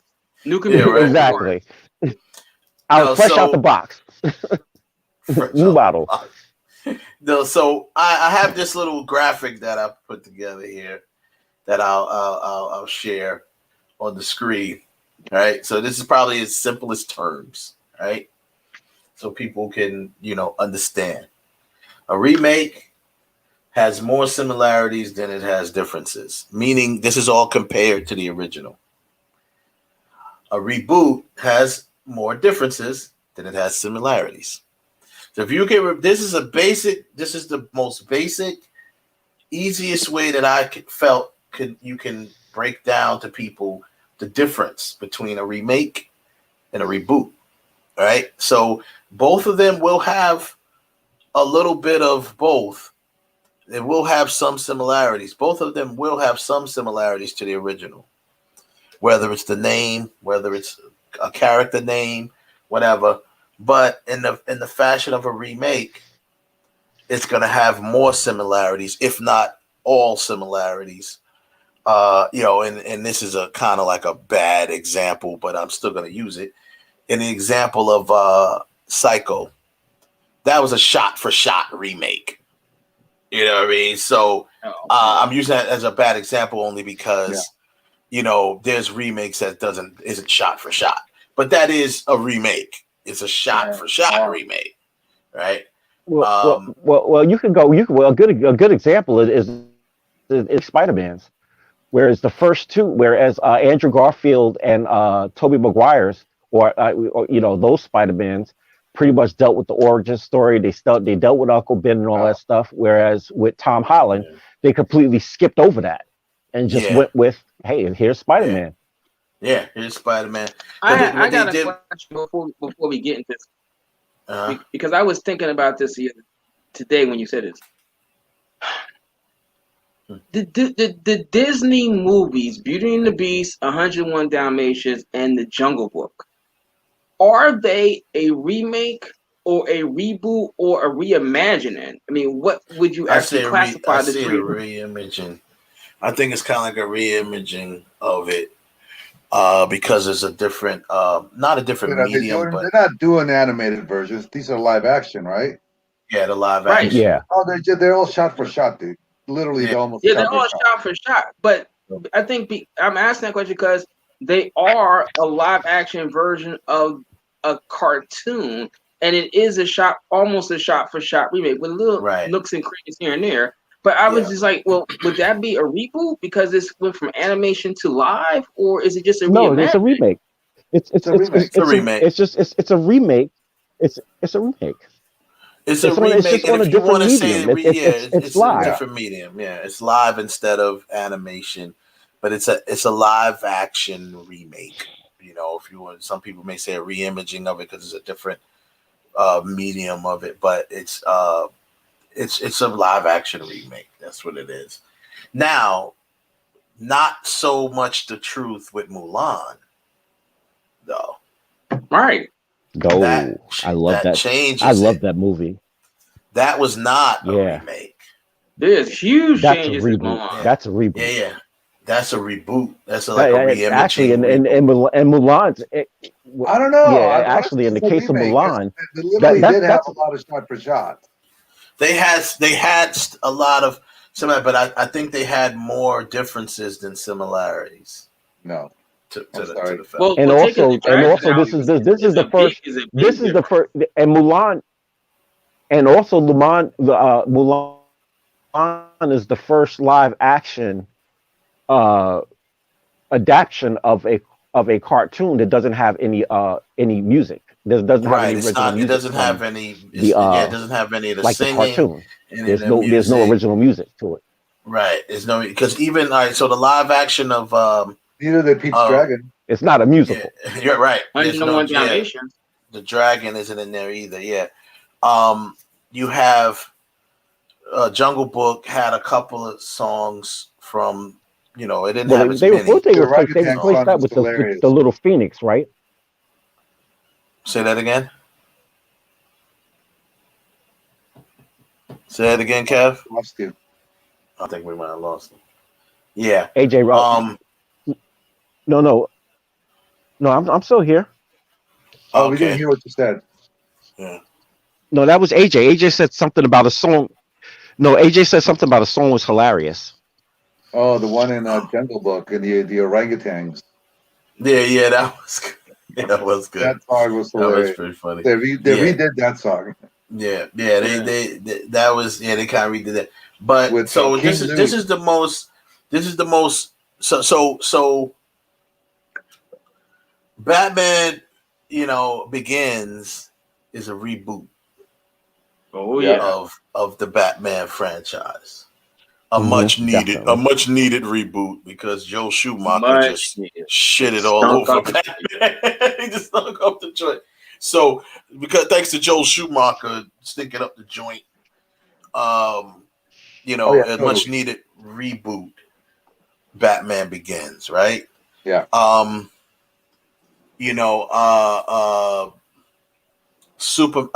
of Steel is a reboot. It's not a remake. Yeah. Man of Steel is a reboot, right? Same, there's a lot of similarities. Obviously, Krypton, Zod, this, that, same characters. They didn't change any characters really, but there's the similarities. It has more. It has a lot of similarities, but it has a lot of differences. So it falls under reboot. So, Casino Royale is a reboot. Yeah, Casino Royale is a reboot. Here's the deal. We'll go down the line. Can you think? And right now, I'll just say, can you think of 1 to 3?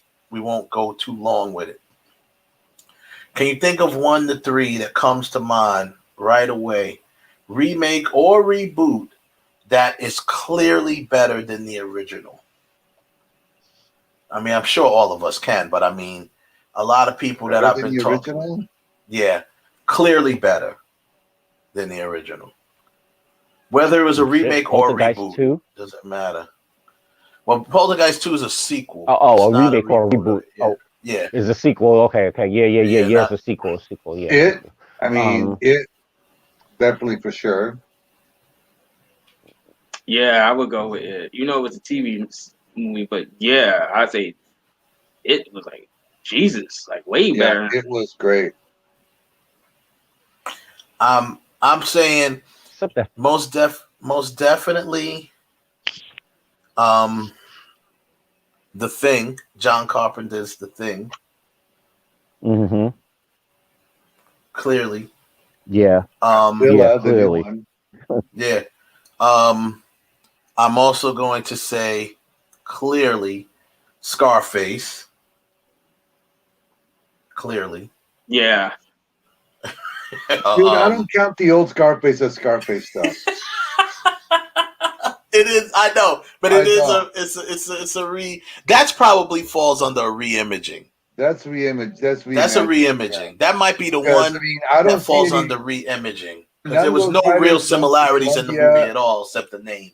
None of the writers of the original Scarface went to Colombia and had to sit down with the pins and all that stuff. And threatened to get killed. Yeah, so that's a re-imaging. That falls under re-imaging. I don't even think his name was Tony Montana in that 32. No, it's not. It's not. I don't. Oh, wait a minute. No, I don't think his name was Tony. I don't think it was at all. No.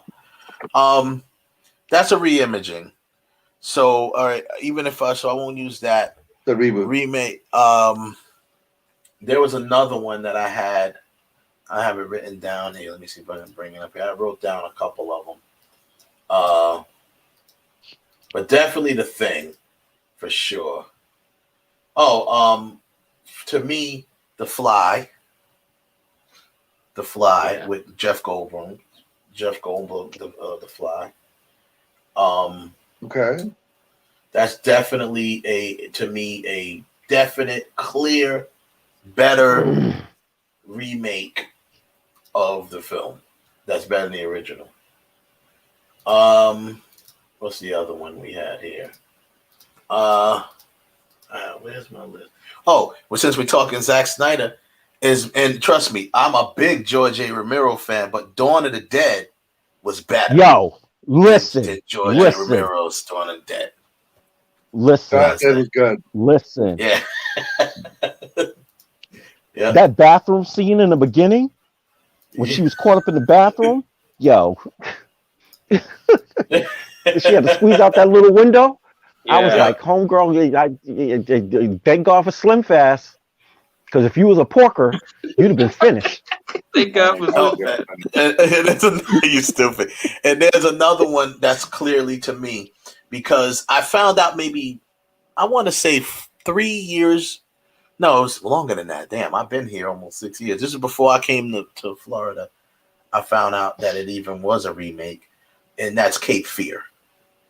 Oh yeah, Cape Fear is definitely. Cape Fear is definitely better than the 19. The other one was like 1961, 1962, something like that. It's still good, but yeah, it's still good. But yeah, it is good because remake is better. Because I watched it. It was on some channel I was watching. I forgot what it was on. The Independent Film Channel or something it was on. And I was like, I saw Cape Fear, the title. And I'm like, oh, Cape Fear's on. And I turned it. And I'm like, this isn't Cape Fear, for what I do, And then I watch, I'm like, it's this Cape Fear. That's funny. Same movie. So, but it was just done so much better with obviously De Niro and Scorsese. Yeah. They really did. The other one that I had on my list was we did talk of Christopher Reeve's Children of the Damned. I think his version of it was better than that first black and white version of it. That black and white Children of the version was Damned. still creepy as hell. Oh, it was creepy as hell. Just being in black and white with them damn kids. Yeah, anything with kids is creepy anyway. Oh, I got my three. Okay. You I got my your three? All right, so go ahead. Let's hear it. I have a couple more on my list, but let's hear yours. Yeah, my first one, since we were on horror, and we also already mentioned George A. Romero, the remake of Night of the Living Dead. Yo, listen, either one still the one with Tony Todd. Still, yeah, man. Either one of them, the original or the new one with Tony Todd, man, was still, yeah. In color, it was even, to me, it was even worse in color, because especially when they got like the graveyard scene, they're coming to get you, Barbara. Dude, you know what? Though? I have to tell you, I'm a fan of the original because they broke the mold. It broke the mold. Killed the hero. Yeah. That had never ever been done in cinema before. Yeah. Not only that, but he was black. And they're like, oh man, so we're cheering for this black man way back in the day. Right? And then they killed him. And they're like, what the hell? So it broke the mold. Everybody kind of freaked out on that. I mean, they were really the original as still better, because the sequel didn't give me anything new to be excited about. Yeah, the sequel was definitely a remake. But I'm gonna let you finish your list. I will do a Kanye on you, Kev. I'm gonna let you finish, Kev. I'm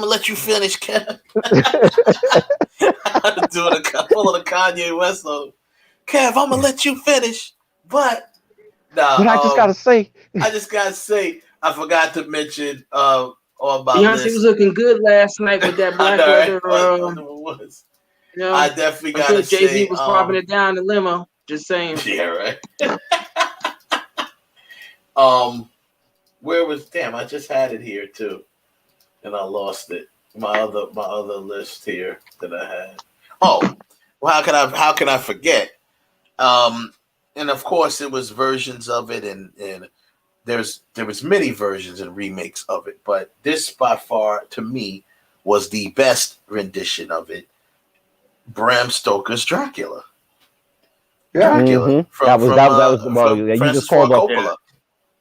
Yeah. You just called it, because that's my favorite. That was one of my three. Oh, that was one of yours. My bad, bro. yeah. That was one of my three. Yeah. Bram Stoker's Dracula, man. I'm sorry, it was so good. And being a kid who read the book Bram Stoker's Dracula in high school, and I got so, and I'm not even a big reader like that. But I had to read it in high school. It was like some sort of report I was doing on it. But they really, because the way, for people who don't know, the novel Dracula from Bram Stoker is written in such a way where it's kind of difficult to translate that to film the way, like truly translate it the way it's supposed to be. And Francis Ford Coppola really did a good job of that, because the way Dracula is written is in first person from like Harker, and it's like, it's his memoirs, it's different notes. There's even one in there. There's like a page. I remember distinctively this page where it was like a receipt of something that was where they purchased like this dirt that was going to be used for him when he's transported to, and it was just like weird. It's like all different things, cutouts and things, and put together memoirs that became Bram Stoker's Dracula. That's what it was supposed to be from that perspective. So for him to translate it on film the way he did, I thought it was just really, really good, because he brought stuff to it that people never really tried to do. The fact that he didn't die in sunlight. You know what I'm saying? He could walk in sunlight. He's just weaker. You know what I mean? And like stuff like that, people were like, oh, because the whole trope of Dracula, being burnt by sunlight, and also he cleared up the cross thing. He wasn't afraid of the cross. It didn't hurt him. He just despised it. He despised it because they're the ones in his mind that betrayed him. You know what I mean? That's why he so I thought it was, he'd see it and he'd go, but that's because he despised it. He just couldn't stand to look at it. It made him sick. You know what I mean? So, but I say that though. That was Ralph. Do you have any that come to mind? Well, I'm gonna let Kev finish his list because he. Oh, Kev, I'm sorry, Kev. Finish yours. I'm gonna let you finish. Yeah. and on my last one was to speak on the last thing, I still want to see Brian Lumley's Vampire Necroscope universe brought to life. I still want to see that. I'm going to champion that until I die. Hopefully it won't be soon, but my last one is my last one is Man of Steel. Yeah, the original Superman was good. The second one, the Brandon Roth's was okay. It would have been better if we had a better Lex Luthor for that. But I love Zack Snyder's version of and Henry Cavill as Clark Kent, aka Superman. I just think it's just I love the way they retold the story. They didn't really dig deep into the origins of, they dug into the origins of Krypton, but it wasn't like how can I put it? It wasn't really like a focal point. It was like, okay, this is where Superman is from. All right, here's Clark. Here's the Kents. Now let's get into how they just jumped right into him being an adult, which I loved. And when he wrapped that guy's trailer up in the telephone poles, that was funny. That was epic to me. That's too much. So Those are my three. Those are your three. So you had Man of Steel, you had Bram Stoker's Dracula, and what was the first one you said? Dracula. And what did you say before that? The Night of the Living Dead. The Night of the Living Dead. Yeah, the Night of the Living Dead remake. Okay, cool. Ralph? You guys are like all heavy into horror, and you took one of mine, so I had to come up with something. So my first one would be The Departed. I think is better than Infernal Affairs. Internal Affairs. It's an old school gangster in the new age era than what Infernal Affairs is. And I mean, there's never a bad time you're going to get when you see Jack Nicholson as a bad guy. I don't care who you are, never. I agree. He just excels in that kind of stuff when he can really chew up the screen. And then, I mean, the cast alone is like, wow, Now, my next one is another one with a nice cast. It's Ocean's 11. That's a good one. I would take that over the original. I mean, it was just like, you saw 7 dudes that had been drinking all day at the Fountain Blue, and now they say, hey, let's go rob the hotel. So, it just gave you that old school, Rat Pack feeling, but better than what the original Rat Pack is, at least for me. And since you took my Fly, because I had Fly in there, I'm saying this one, but I am not 100%. And you guys can tell me if you think this is a remake or it's Dread. I think it is superior. It is superior to the Stallone version. Total remake. I mean, that is really good. So it was that. I just watched that again. I just watched that again 2 days ago. Yo, that thing holds still. Even though they stole, even though they stole a lot of that concept for the Raid, in my opinion, from the Raid 2. It was still. It came out before it, so they couldn't have stole it. Raid. You was a Raid stole from it. Nah, Dread came out way before. The Raid I thought the Raid. No, Dread came out after Raid. It did? Raid's pretty old. It came out... Yeah, it did. I thought Dread came out after. The new Dread came out after Raid. Yeah. I think it came out after the Raid 2, right? If I'm not mistaken. Right. It came out after Raid. Came out after the Raid. After the raid, I think, not 2. Raid, but before raid 2. Before raid 2. My mistake. Before raid 2, but after the raid.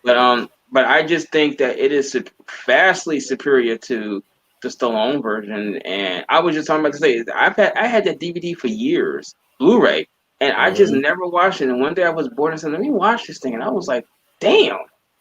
That's one of the ones I wish I would have saw in a theater because man, that was just gritty. Listen, if you didn't get to see that, if you didn't get to see that in the theater, you missed out.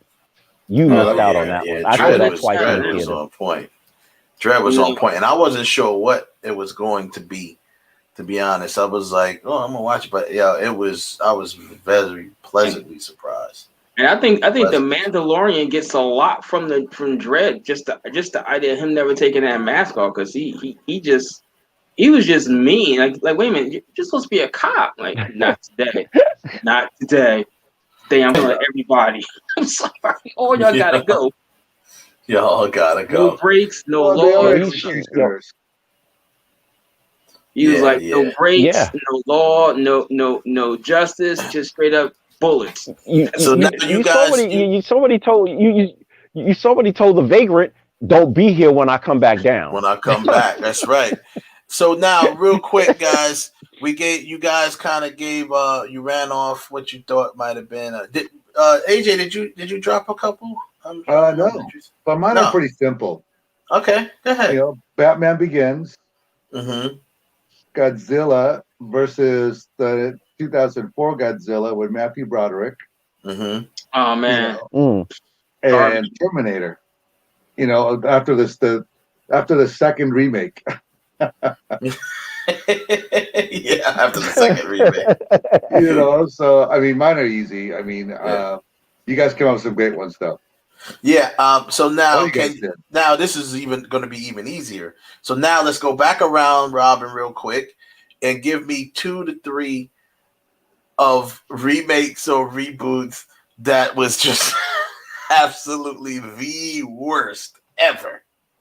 Remake. Oh my God, remake ever, in your opinion? Like Peter, what's his name? Peter Griffin. Ever. Oh, wow. I'm trying to think. Yeah, you gotta think. I'm gonna tell you. I know. Well, there's a few right out the gate for me that I'm just like, oh no. First of all, I'm gonna say this. All right, and my brother Heaven, shout out to Heaven Hollywood. I know he would appreciate me for saying this. I'm sorry. Never should have been made, in my opinion.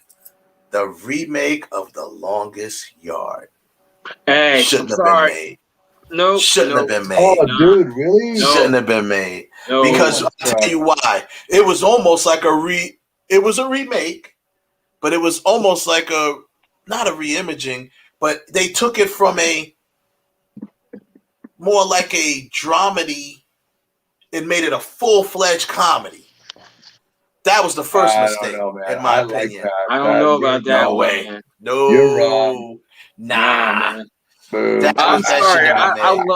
I love the full-fledged comedy. Yo, when Michael Irvin showed up, and he showed up, I was like, oh crap, that's the playmaker. Jimmy Ace, our sports guy. Check out the our sports show on Tuesday nights, tomorrow night at 8 p.m. The Bench Warmer podcast. Jimmy Ace concurs with that one. He says truth. The original Longest Yard was way better and grittier. Yes, it was. It was a real film. It was way better. The other one was just a comedy. It's easy to take something that isn't a comedy and make it a comedy. You know what I'm saying? So I was just like, but that's me throwing that one out there for my brother Heaven Hollywood. But I definitely didn't, like it. But the other one I have, oh man, I have a lot of them actually. But another one that was just terrible. The remake for Point Break. Mm-hmm. Oh God. Garbage. Okay, that's even better than the longest. Garbage. Point Break. Garbage. Remake. It was garbage. I didn't like it. And then okay, let's see, and I'll throw another one out there. I have too many, but I'll throw another one out there. I'm trying to figure which one I'm gonna pick because I got a long list here. I'll probably go with. I said Point Break. I'm probably gonna go with damn it, I had it right here. Now I forgot the damn name of the movie. That's how much I hated it. Oh, the remake of and I wanted it to be decent, but it just wasn't. The remake for Flatliners. That was just that was straight. Yeah, I didn't like that. Mm-hmm. Yeah. And so those are the ones I'll go with. Oh wait. I got one more I want to add, and Ralph is not going to agree with me with this one. To my favorite remakes is the remake of Friday the 13th. I thought that was really good. You know what? I'm gonna tell you, Kev. That first 20 minutes of it, no, the first 15 minutes before that Friday the 13th, I was hooked. I was like, oh shit! But then it just went right, and it was like, yo, what happened? It dissolved. It dissolved. But that first 15 minutes, I saw that on open nights. The first 15 minutes when Jason showed up, and then it said Friday the 13th. The whole audience went crazy, like, oh damn, like we was really in for something. Then it just went. And we was like, really? It went right back. It went right back into what it was supposed to be. Yeah, it should have been better. I didn't like the remake of The Fog either. That was bad. No, all right, I have three. That was Go ahead. I have The Day the Earth Stood Still, Nightmare on Elm Street, and that horrible thing from Tom Cruise called The Mummy. Oh yeah, The Mummy. I concur. Version of The Mummy. I concur with The Mummy. I concur. I concur. No disrespect to Sophia Vergara, but I mean, when you said The Mummy, the first thing I thought about was Brandon Routh. I'm like, what? But then I'm like, oh no, Tom Cruise did do one. It was garbage.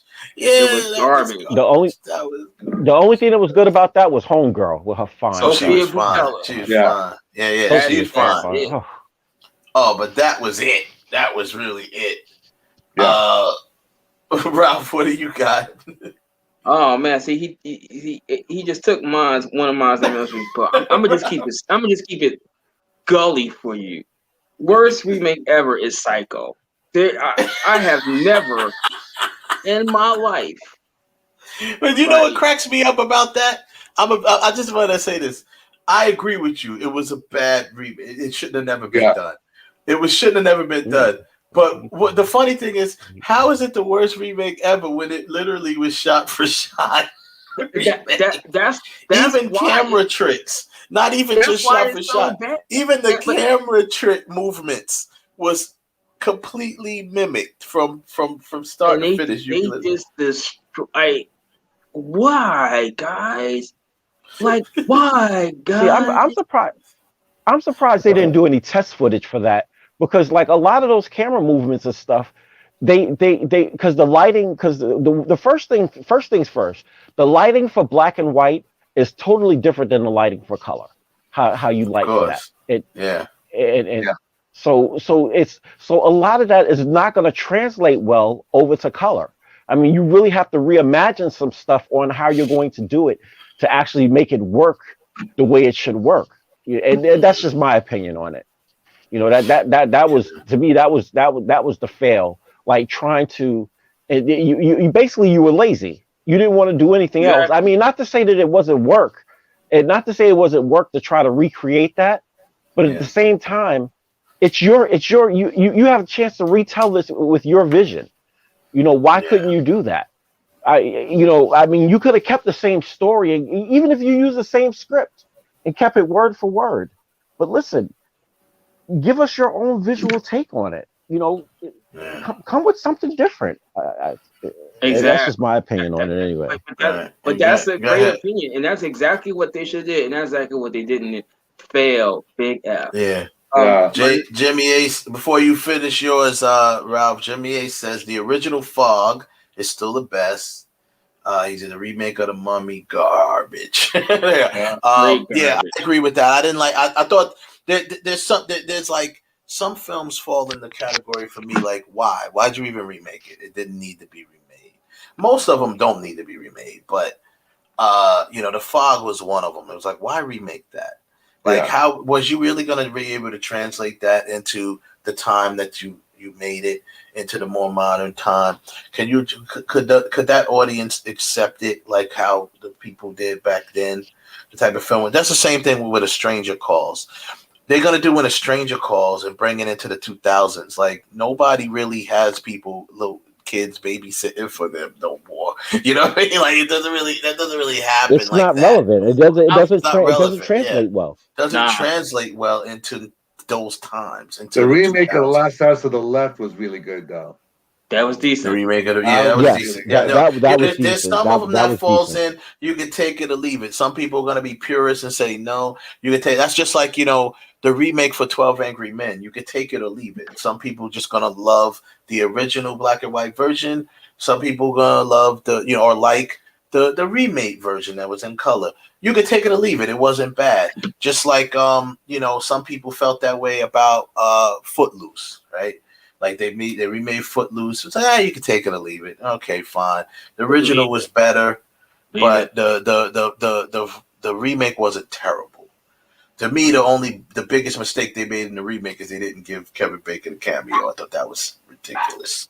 And they didn't do that. Yeah. Come on. I found the perfect part too, by the way, for people who saw the remake, the Footloose. The perfect part where Kevin Bacon could have played when he gets pulled over by the cop.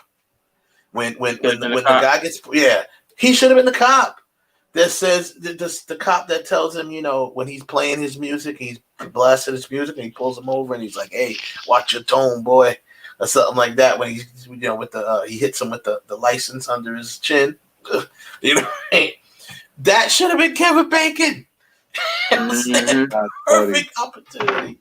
Perfect opportunity. And Ralph, you had another one? I said cycle. My next one, and this is it's sentimental for me because this was like I saw this all the time in my first job, which was a movie theater, and they remade it, and I was like, no.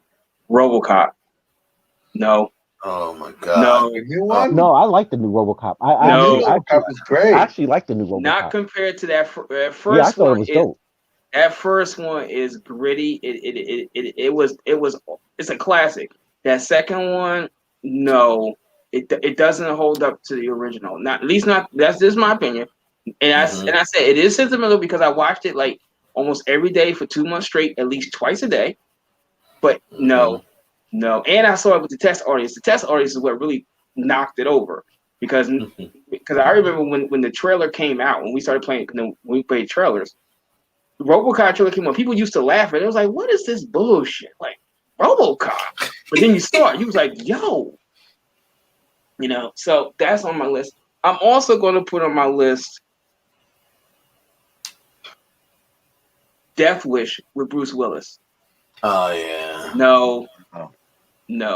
That's just Bruce Willis walking around being Bruce Willis. Yeah, that's another one to me that just doesn't translate well to this new, this new 21st century audience. Listen, I love Bruce Willis. No, I'm a fan of Bruce Willis, and I love him as John McClane. John McClane should not be in every single Bruce Willis film. It just can't. It just can't be. Just because he got a gun, don't mean he's John McClane. And no, John McClane pissed off trying to get revenge, going around the city of New York, wherever the hell he was. No. Yeah, that was a waste. It was one of those why'd you even do it moments. Like why do that? Yeah. I mean, just like to me, Jimmy Yates mentioned the remake. He said, "What about the remake of Total Recall?" I hated it. No, hated it. I was just talking about it. Matter of fact, it's 2 strikes on what's his name? Colin Farrell to me because I did not like his remake of Fright Night. No, I didn't like that either. Hated it. Miami Vice.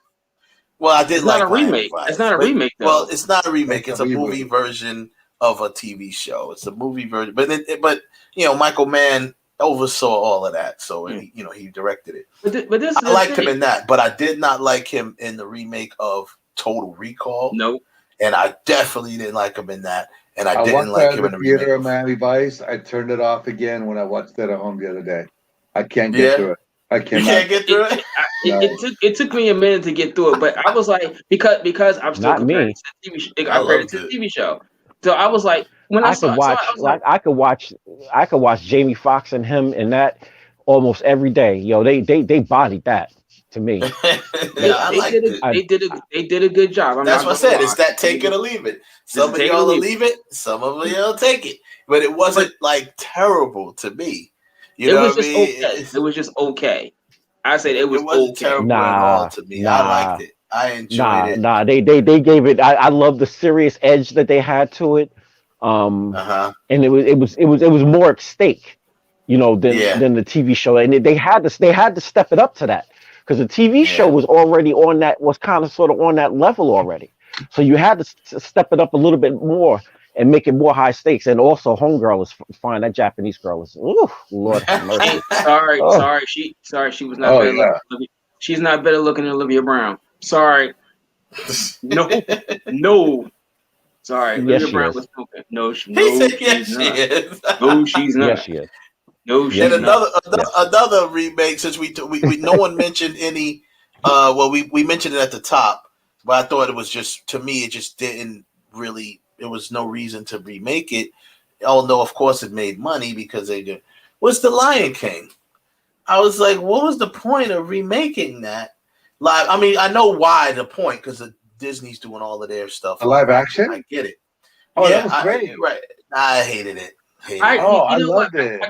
I kind of see why they had it because I mean I know why they did it. Why they did it. No, not for money. I'm thinking because you have the Lion King on as a Broadway play. It's been running successfully for years. Why not make a theatrical film out? So I understand that one. I understand it. But you know what it is?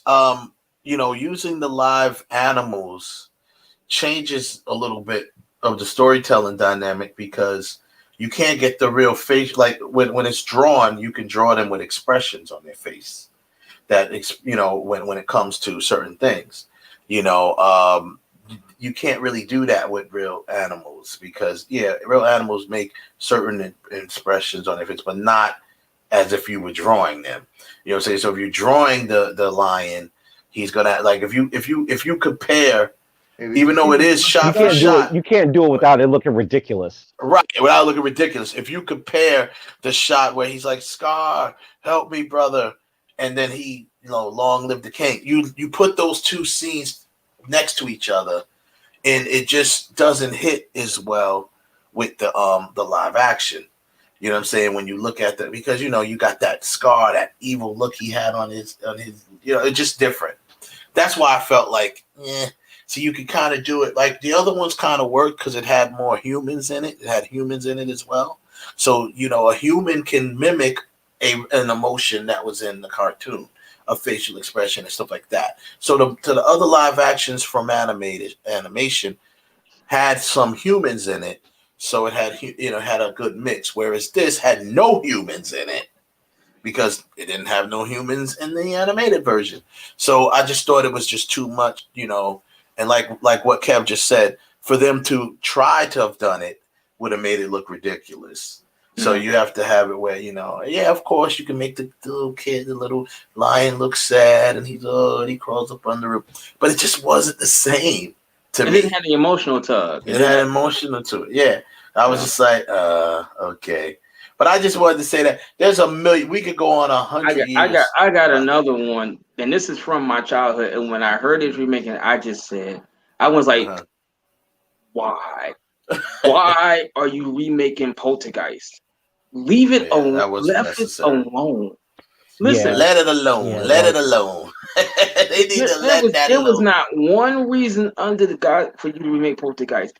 Poltergeist, and the freaky thing with Poltergeist is PG. It's not PG-13. It's PG. Poltergeist will scare the crap out of you. Yeah, between the tree, and also the clown, and that one scene when you actually see the clouds rolling in above the house, and you know something about to happen. And then you do this remake, and Sam Cromwell. It was. It was Rockwell, no reason. There was no reason to remake that, and that's a tough one. I'm surprised I'm not surprised because everyone did all these crazy ones, but I'm surprised they took a shot at that. That's a tough one. I'm gonna tell you like this. The only thing I'm saying is the only thing I'm saying is this. If anybody ever, I'm going to jail for arson. If anybody ever decides that they talk about they're going to do The Exorcist, I am going to go light whatever it is on fire. Whatever sets they set up. I hope it's nobody in the building because I'm burning that shit down. Well, thank you for your confessions. Thanks for your confession on tape. The views and expressions of Kevin. But you know, I'm gonna be honest with you. I'm gonna be honest with you. Real talk, right? The Exorcist was made back in day. So if someone wanted to remake it, I'm gonna sit and say you can try, but no, you can't. You can't. No. I'm gonna say I agree. The prequels weren't bad. The prequels were not bad. They were pretty good. If you were going to remake The Exorcist, right, it has got to be something creepier than what The Exorcist was. You can't. The only person that can do it is James Wan. James Wan is the only, and he has to direct it. He can't write it or produce it. Another director. And try to champion another director. He has to direct it himself. I don't even think that. No, I don't think he. Of course he could. What? You're sacrilege. Sacrilege. That's not what I said. That's not what I said. What I said was I don't think he's the only person that legitimately could do a remake. Now I don't know, right? Because I mean William Franklin did the original one, but I'm saying William Franklin did the other one, and then he also did the French. Did he not do also the French Connection? So it's possible you could have someone from a different that's in a different medium come in and do it. But my only thing is it's got to be creepier than what the original was. You can't give me this cookie. And that's not possible. That's not even possible. It can't be creepier than the original. It's not possible. Yeah, I mean, that's why. Because when we thought that we wouldn't be able to see anything creepier than the actual first theatrical cut, then they come with that extended cut. And she does the spider walk. It actually got and she creepier. does the spider walk. Yeah. And that's when I spider walked my ass out that theater. Wait a minute. What? Now here's just my idea thrown out. You said it can be creepy. What if they did part of the movie scene in the movie where like there's an alien where the devil comes busting out of the girl's body and he stands up and you see the girl ripped open and then he goes back and you see the girl refold back to normal. That might be something you like. Whoa. That ain't gonna be creepy. It may be a little more gory. That's Nightmare on Elm Street. Right, it'd be a little gorier, but it wouldn't be creepier. The way they did it, I don't think there's any way they can get any creepier than the way they did it. In that first one. That's why. This is why I said it has to be. It has to be James Wan. That's why I said it has to be James Wan or the dude who did Insidious, the first Insidious. I don't want none of them touching it, honestly. But yeah. So real quick, I don't want anybody touching Gremlins. No. Yeah. I heard about that too. I heard that they were thinking about leave Gremlins alone. And they were talking about once again another thing that they're talking about rebooting. That no, I'm not even saying it wouldn't work. It wouldn't work because it's just doing translate. They were talking about rebooting the Goonies. Another one. Don't leave that alone. Leave the Goonies alone. So, AJ, I want to ask you. Switching gears, we were talking about with the Oscar nominations, right? Yeah. And one thing I said at the top of the show, the Oscar nominations obviously are out, and there's a couple questions I want to pose. It's a setup. It's a setup. Yeah, that's what I said. That's what I said. Yeah. My thing is, it seems like the fix is in, meaning like it's a setup. As much as God bless the dead, I love Chadwick Boseman, and he did do a hell of a job. But why would you put? I thought I was about to. I literally, when I made this show up, I was about to say, Lakeith Stanfield got snubbed. I didn't, because I was looking for him in the Best Actor category. I was not looking for him in Best supporting actor. So I didn't even realize he did get a nomination. I was like, and then I saw someone else put up, oh yeah, Lakeith and Daniel Kaluuya both got nominated for Judas, and that's how he got snubbed. And he got snubbed. He got snubbed for Best Actor. He got snubbed for Best Actor. Yeah, he still kind of got snubbed because he should have been in Best Actor. He was the lead of that film. How can they even justify that? Who are they gonna say is the lead of that film? The white guy who played the Listen, Fed? they do us dirty every time. Why are y'all surprised? Why are y'all surprised? But here's the deal. Here's the deal, though. So Chadwick could win. They're setting it up for Chadwick to win because when you look at the category for Best Actor, so the Best Actor category in a lead, where is it? Actor in a leading role. If it's not for 21 Bridges, I don't know what they giving. No, it's for Ma Rainey's Black Bottom. Same. That was a good one too. The same one he won the Golden Globe for Ma Rainey's Black Bottom. That's the one that was on Netflix. Chadwick Boseman, but you have Anthony Hopkins and The Father, Gary Oldman and Mank. You got Steve Yeun, and what's that? Minari and Riz Ahmed in Sound of Metal. Lakeith Stanfield should have been in there. And he probably would have won. Even with Chadwick being in there, he probably would have won because he really did such a good job in that film. And I disagree. I still think Chadwick would have won. I still think Chadwick would have won. It's because of the fact that when you take in the fact beyond the fact that he passed away, but that if he was doing that while he was that sick, sick, I mean, you sitting is like, well, God damn. He probably still, even if he did still win, I just think what happens is, even from a nomination standpoint, he should have got it in the proper category, which would have been leading role, whether he won or not. He should have got it in that. Now he's going against his co-star in it for best actor in a supporting role, and he's not the supporting character. I just didn't understand that. So it's, it just seems weird to me. It seems very weird to me, and it's like, oh, they're setting it up.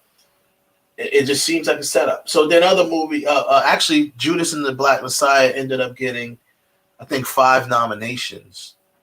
They'll win 1 or 2. They're going to do it because that's what the Academy does. They always swing the pendulum, wait to the other side, and they're all. Well, they can't win all 5 because 2 of them in the same category. Oh, I know, but they're going to win at least 2 awards. Yeah, they're going to win.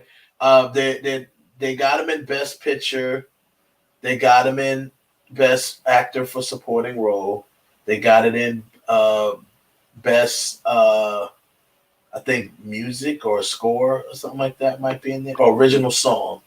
Best Original Song and Original Screenplay. That's where they got it. Now, Soul's going to win that one. Soul's going to win what song? Original Screenplay? Oh, for Original Screenplay? Yeah. And they should win Best Animated Feature. They're going to win Best Animated for sure. They may win the song, the original song. I mean, no, was it Score? It was Score they had. Score, yeah, because I don't think they had a song. They didn't really have a song in there. Best Director, that's probably going to go, because this is the first time you have 2 female directors in Best Director category. Let me ask you this, AJ, because this is more like a theatrical question, right? Do you think, because I'm kind of looking at this list, right? Obviously, the list would have been different, significantly maybe, but definitely different had there been no COVID and we had theater movies and stuff, theatrical release. Do you think the lack of having the theatrical releases kind of forced the Academy to look at other filmmakers and other type of situations? You know, do you think it kind of gave kind of like a good thing? Kind of like a good thing for other filmmakers? It was good for indie filmmakers. They had to go out and look for somebody else. Yeah. You know, but yeah, I think it's definitely if there was no pandemic, opportunity would have been there for others. Yeah, that's what I was thinking too. It kind of makes me feel like looking at the lineup of some of these movies that, and I'm going to watch a lot of them because some of these movies, some of these filmmakers I haven't even heard of. Some of them. Yeah, I've heard of a lot of them. The Nomadland, that was painful to watch after an hour and a half. Really? Yeah, it was just like, and that's up for Best Picture. That's nominated for Best Picture. So Best Picture is this: The Father, and I haven't seen any of these movies except Judas and the Black Messiah. Best Picture is The Father, Judas and the Black Messiah, Mank, Minari, Nomadland, Promising Young Women, Sound of Metal, and The Trial of the Chicago 7. That's the only film that I heard movie of. I couldn't finish. That's the only other movie that I even heard of other than Judas and the Black Messiah. Now, I'm going to try to check out some of them. So that's what I mean by basically I wanted to pose that question to you because they went totally indie with this. They kind of had to. And it's either that or just go, that's pretty much what they had to do. They had to because of the lack of, because of lack of theatrical. But that's kind of a good thing because they would have never did it if they weren't forced to. They would have never. Some of these people may have never gotten the opportunity. Oh yeah, no, for sure. You know, they got a short window to make themselves known.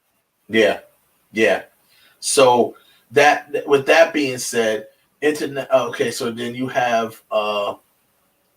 There's a lot of these films, y'all, that I'm gonna be honest, I haven't heard of. Out of all of the lists, the animated feature, I heard of. I didn't watch. My wife was watching it with my daughter. Onward.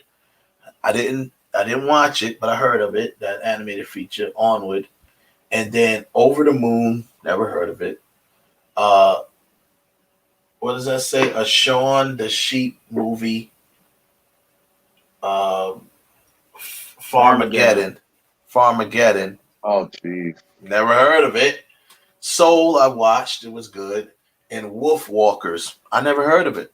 I'm like, this is an interesting. A lot of people are going to be. I've been hearing a lot of, the common people. 70% of those you can watch on one of the many streamers. So you don't have to pay any money. But you're going to watch it. Adapted screenplay. You had Borat. You had The Father. You had Nomadland. One Night in Miami. Okay, I saw that. And The White Tiger. That was under adapted screenplay. That's going to be Borat. Borat or One Night in Miami. One Night in Miami might win it. I think they're going to give it to Borat. I was saw it again this weekend. Right. You saw it again. Okay, original screenplay is Judas. We know that. Then Minari, then Promising Young Women, Sound of Metal, and The Trial of the Chicago 7. That's for original screenplay. Actor in a leading role. We already said that. Riz Ahmed, Chadwick Boseman, Anthony Hopkins, Gary Oldman, and Steven Yeun. They're giving that to Chadwick. And then actress in a leading role, Viola Davis for Ma Rainey's Black Bottom. Who also, Viola Davis, congratulations to her. I believe she just became I think she's like the first, or not first black woman, or I think she's like a only black actress with like the most she's been the most nominated for an Oscar, for an Academy Award. Yeah. So congratulations to Viola Davis, Ma Rainey's Black Bottom, Andra Day, The United States versus Billie Holiday.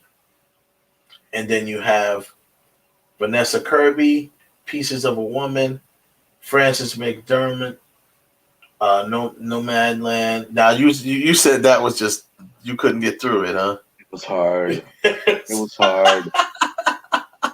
You feel bad for this lady. You feel so bad for this woman, and yet you're like, it's just so hard to watch. So now here's the directors. Here we go. Thomas Vitterberg, Another Round. I don't know what the hell that is. I don't know who that is, man. David Fincher for Mank. I've never heard of the film, but I heard of David Fincher. Yeah. Lee Isaac Chung for Minari, and then Chloe Zhao for Nomad. That's that movie again. Nomadland.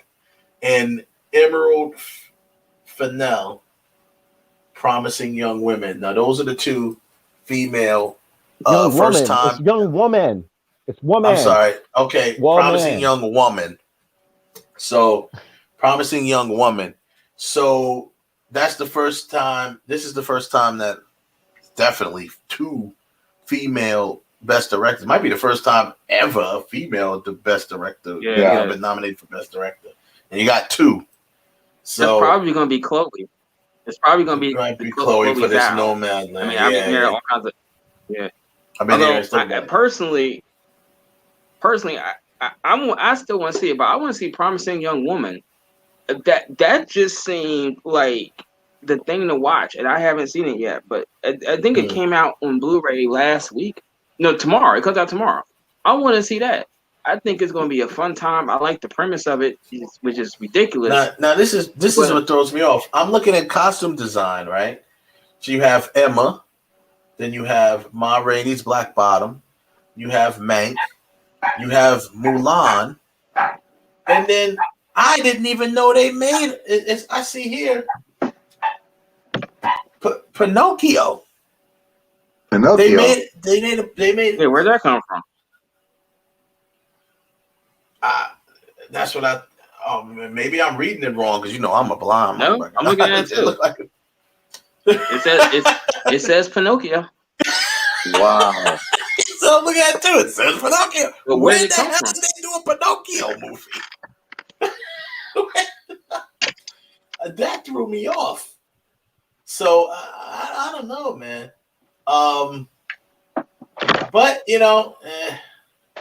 and then original score, you have Soul, News of the World, Minari, Mank, and The Five Bloods. I don't remember the music from The Five Bloods, to be honest with you. No, not at all. I don't remember. I'm just like, it's a weird. It's gonna be a weird. Chadwick in that one also. Yes, he is. He is in that. Yeah. One. Yep, he is in that one as well. I remember Spike Lee making a statement saying that he felt bad on how hard he pushed Chadwick because he didn't know Chadwick was sick. But that's what makes him the great guy that he was. You know what I mean? He never complained. Never complained about nothing. He just had his team.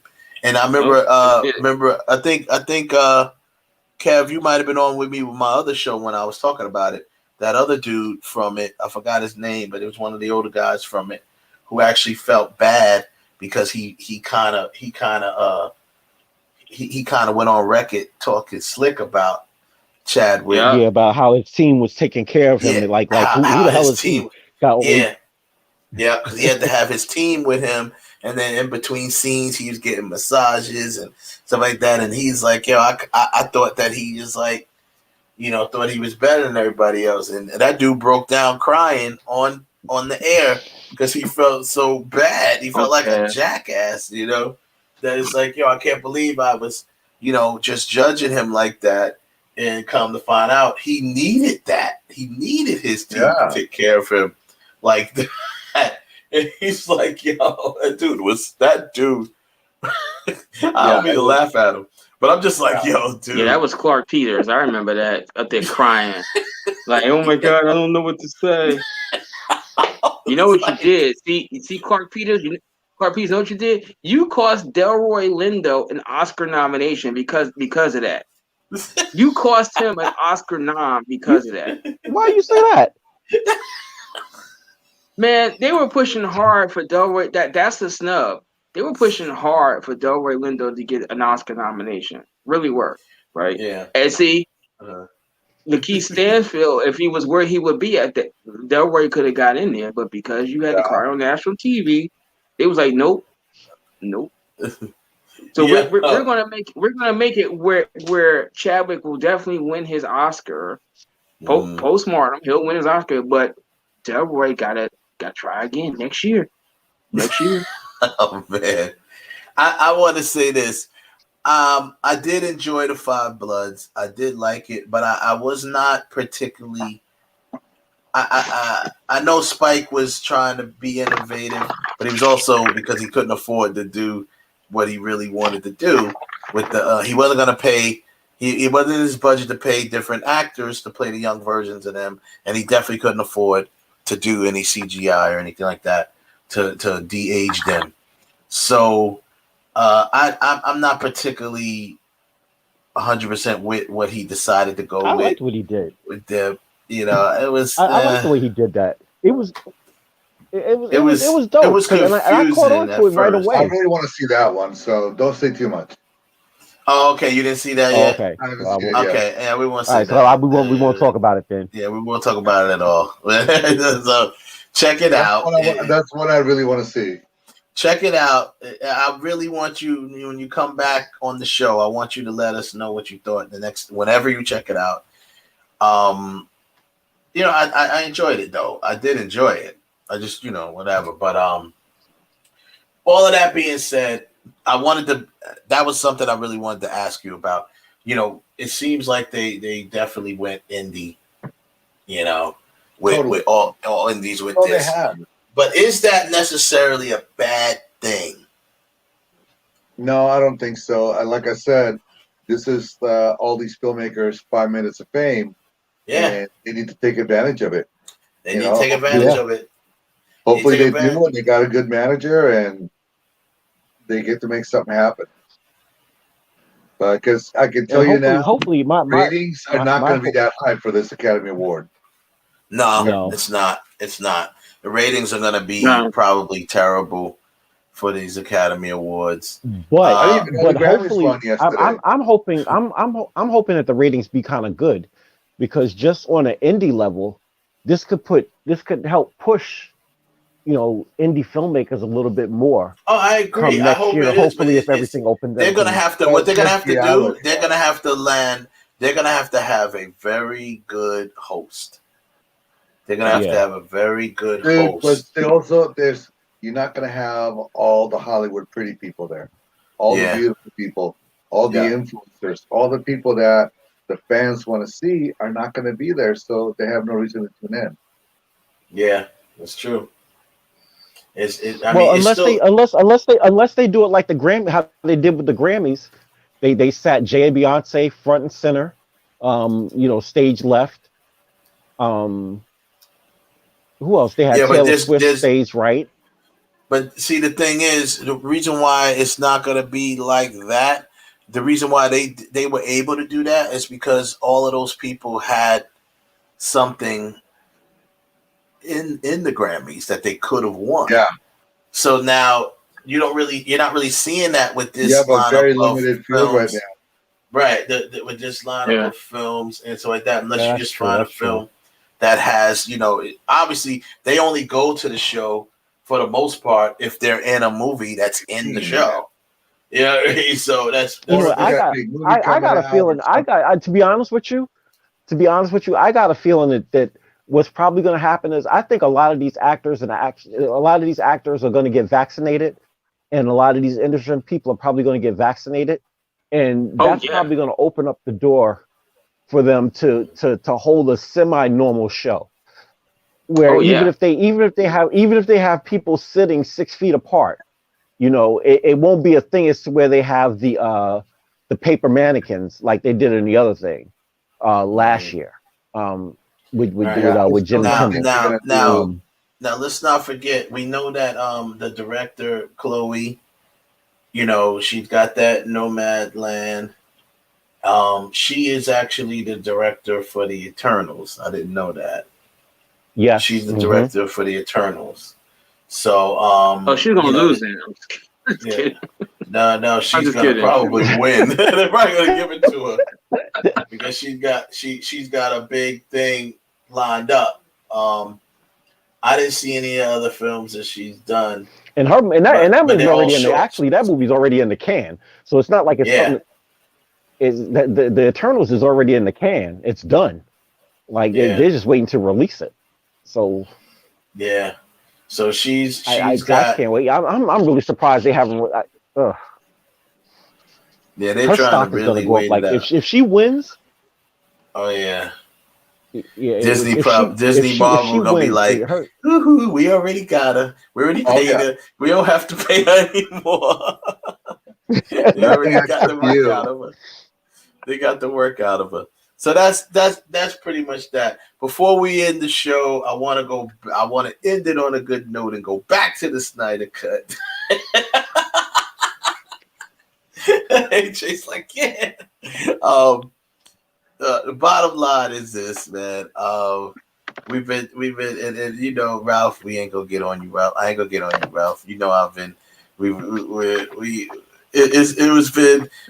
been missing our tradition, Ralph. You know, me and Kevin usually gang up on you once or twice in a month.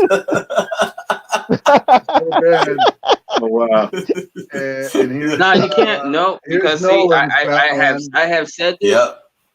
Yep. He's got the Batman for you.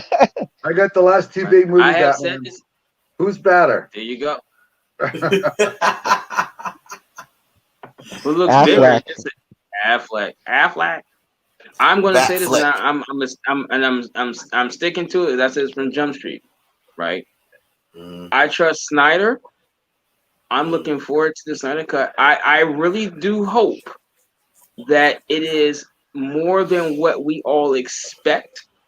If it is, it's going to make Warner Brothers look horrible, and Snyder is going to be able to do whatever the hell he wants to do from this point on. Come Monday morning. If we all see Justice League and it is just like it blows. You mean Friday morning? No, Monday, because Hollywood. When we come back to business on Monday. Oh, when we come back. Oh, yeah. Okay, gotcha. Come Monday morning, if the Snyder cut is out and it does, and it's better than what we already think is going to be. It's vastly better. Snyder can do from that point on. He will be on a Spielberg level. He can do whatever he wants to do.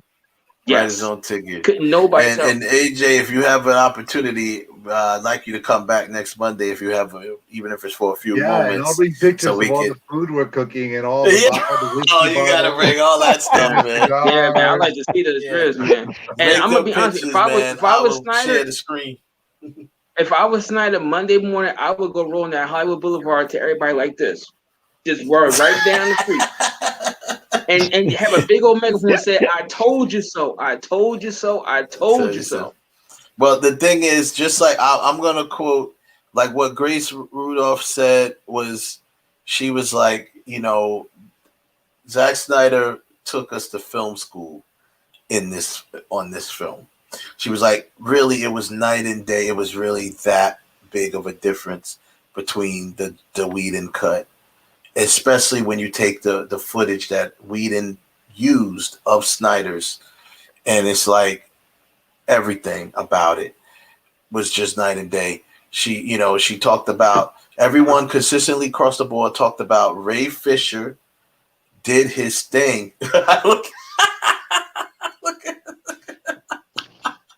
Look at that. Wow, man. Yes, you doing all that. You ready? He's getting you ready. You need to be wearing that while you watching it. Yo, is everybody coming to your house in costumes? Is everybody coming to your house in costumes? That's the only thing you missing. AJ, you're missing. Y'all should all been cosplaying. But you know, they're gonna have 6 chapters, right? At the end of each chapter, I'm gonna put on a different Batman shirt. Chapter 6, I'm gonna do because they got a black suit Superman, I got a black suit Superman T-shirt. Okay, so I'm gonna put that on too. That's what's up. I'm actually I usually make I make a lot of my own shirts as a shameless plug. Everybody gotta get yourself the Real Talk t-shirt. I make a lot of shirts, and I'm definitely I'm expecting it. I see. I'm glad you did that because now I'm expecting one in the mail. Damn it. Yeah, man. Okay. Yeah. I want it in blue. Now I don't want gray or black. I want blue. I want a royal blue. I'm creating a special shirt. I did it when Batman vs Superman. Every big comic book movie comes out, I always create a shirt. Hey, Ralph, you notice how he's just glossing over that, right? No, he's just glossing over it, right, I Ralph? got you. You definitely got it covered. Y'all got it covered. Yeah. Listen, Christmas 2024. That's where I shirt at. Just got it coming. It's in the mail. It's in the mail. I guess Santa lost it. Now wait a minute. Now real quick, AJ. Now the Batman. This is camera left, which would be in your right hand. Yeah. Which that is who? That's Affleck's Batman. That's Batfleck. That's Batfleck. And this is Nolan's. This is Nolan's. Yeah. Batman. Batfleck. That's cool. He's like Batfleck. These are my two Batmans. They look like Clooney. He said, "Look like Clooney." No, you're what? They look like Clooney. No, it don't. No. Clooney, it would have nipples if it was Clooney. Yeah. Bat nipples. Yeah. It have nipples and a shot glass with tequila in it. But I always make a special shirt. I did it for Black Panther. For my Black Panther shirt, I wish I had them all here to show you. My Black Panther shirt, I literally had an artist draw that was Black dope. Panther, That was dope. and I made like a mock comic cover. Was my Black Panther, and what I did was it was a triple entendre. It was Black Panther wearing a beret from the Black Panthers and holding his hand like this, and he had his next to him on a chain was a Black Panther. So it was like nice. It was all around Black Panther. So and it said Black Panther power. That's what it's awesome. You know what I'm saying? It was like that was an original design. Cass was like, yo, where can I get that shirt? I was like, can't get it. It's an original design. So funny. Yeah, that was it. So I did that. I did it for ran out of water. Man. I did it for Justice League, unfortunately, but now I'm gonna do it again for the Snyder. Good. I'm expecting mine in the mail too. Yeah. Everybody wants one in the mail now. Yeah. Closing thoughts. Chris, remember, royal blue, or didn't we say last week? I think it would look good with like orange. Orange. No, I think we said like if you go, I already see what it looks like. It looks good on orange because when you order them from the site, it has the orange. Yeah. So if that's the one you want, I'll send it to you. But just closing remarks. AJ, any closing remarks? No. I want to remind you guys to please go out. I really want to get your opinion on Batman Dying is Easy. Oh yeah, by the next time if you come back next week, I'll be done watched it. Yeah, I'm watching. YouTube, 25 minutes. It's really. I would not tell you guys to watch it if I didn't think it was really, really amazing. Now this is not the first Batman fan film that was really good. Yeah, remember the first Batman fan Darth Vader versus Batman. No, the one that was Batman versus Predator, was it? Predator. Yeah, the one where he was that had Predator and aliens and Predator. Yeah, Alien and Predator was in it. Yeah, it was called Batman. What was the name of that one? It was called Batman. I have to go back and find it. Dead End. I think it was called Dead End. Dead End. Yeah, that's it. Batman Dead End. Check that one out. That was awesome too. That was really. It's the same people though, dude. It is. People. Okay. Yeah. Oh, I'm done. I'm in. I'm in. It's the same people. And the same people also made Batman versus Darth Vader, in which Batman has to go to Death Star and save Superman. So yeah, I saw that Batman was getting his ass whooped. Sorry, you're not Darth Vader. No, I gotta send you the link. Wes, I would say the link. You can share it with everybody else. But yeah, no, Batman kicked his butt. At least distracted Darth Vader enough for Superman to get out.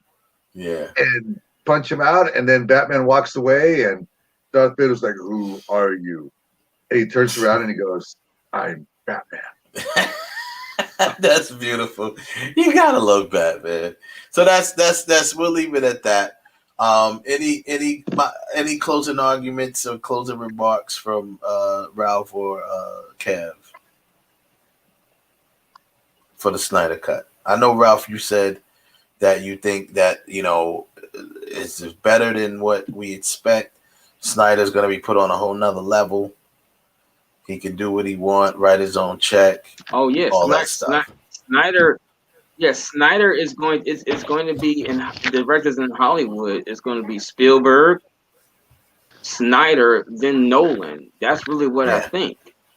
Yeah. Because he'll just prove once again that if you leave me alone, right? Yeah.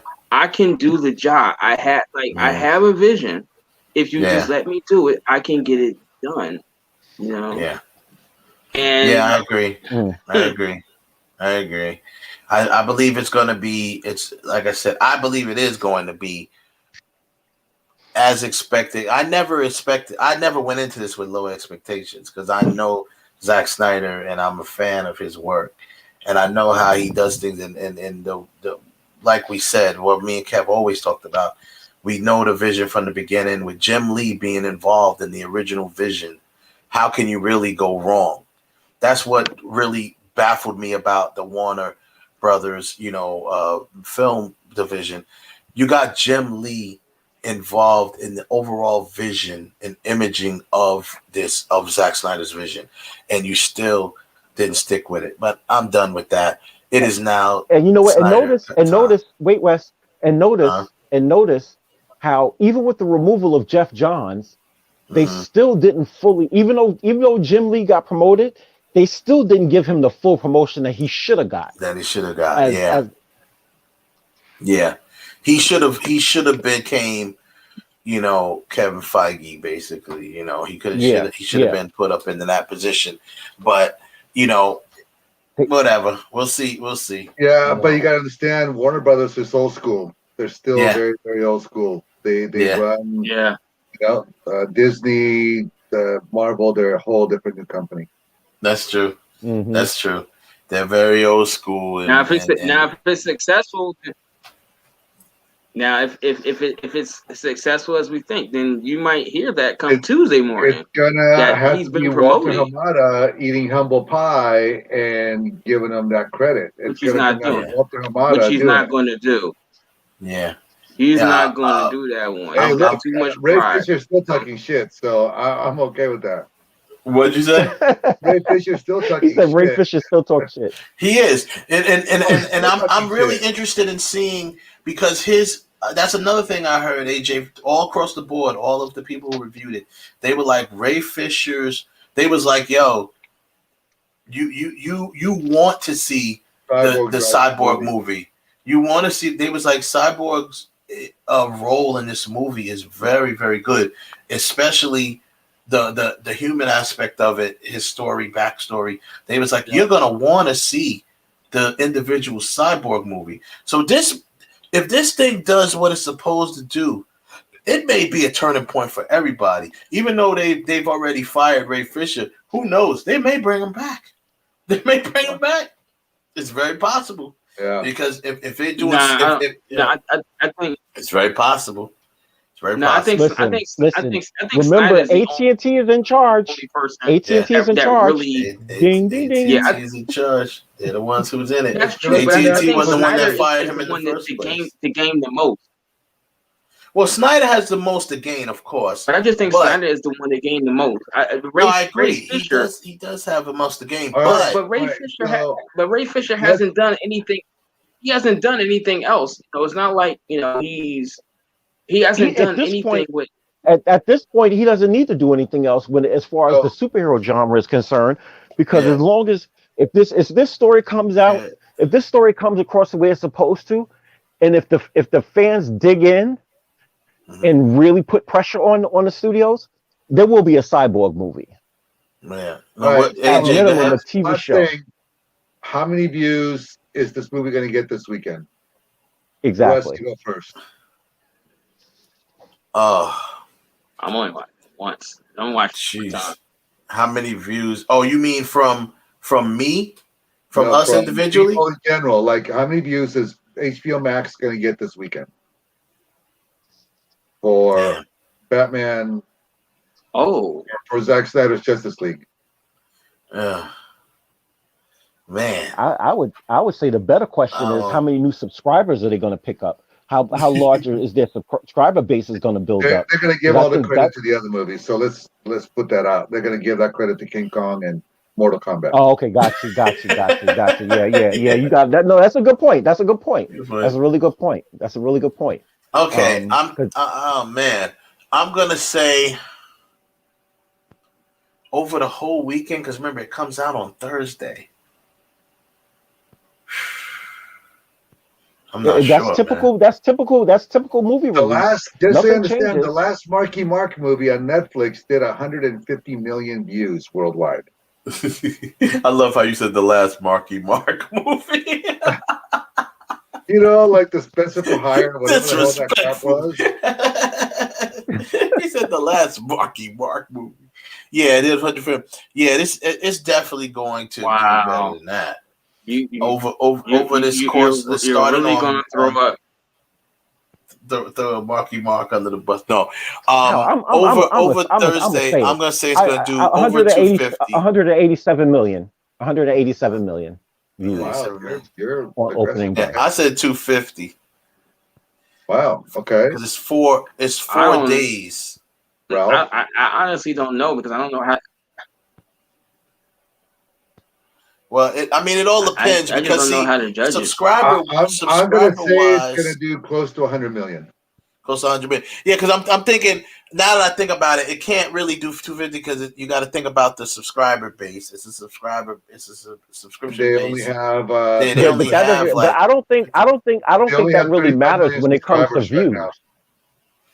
Well, so it's all literally based on views. So you have to double if you think about people like me, you automatically got to think there's at least 10 million people like me that's going to watch it twice, maybe 3 times over the next 4 days. In 12 hours. So he watches it twice in 12 hours. Easy. Yeah, I'll be watching it twice probably in 2 days.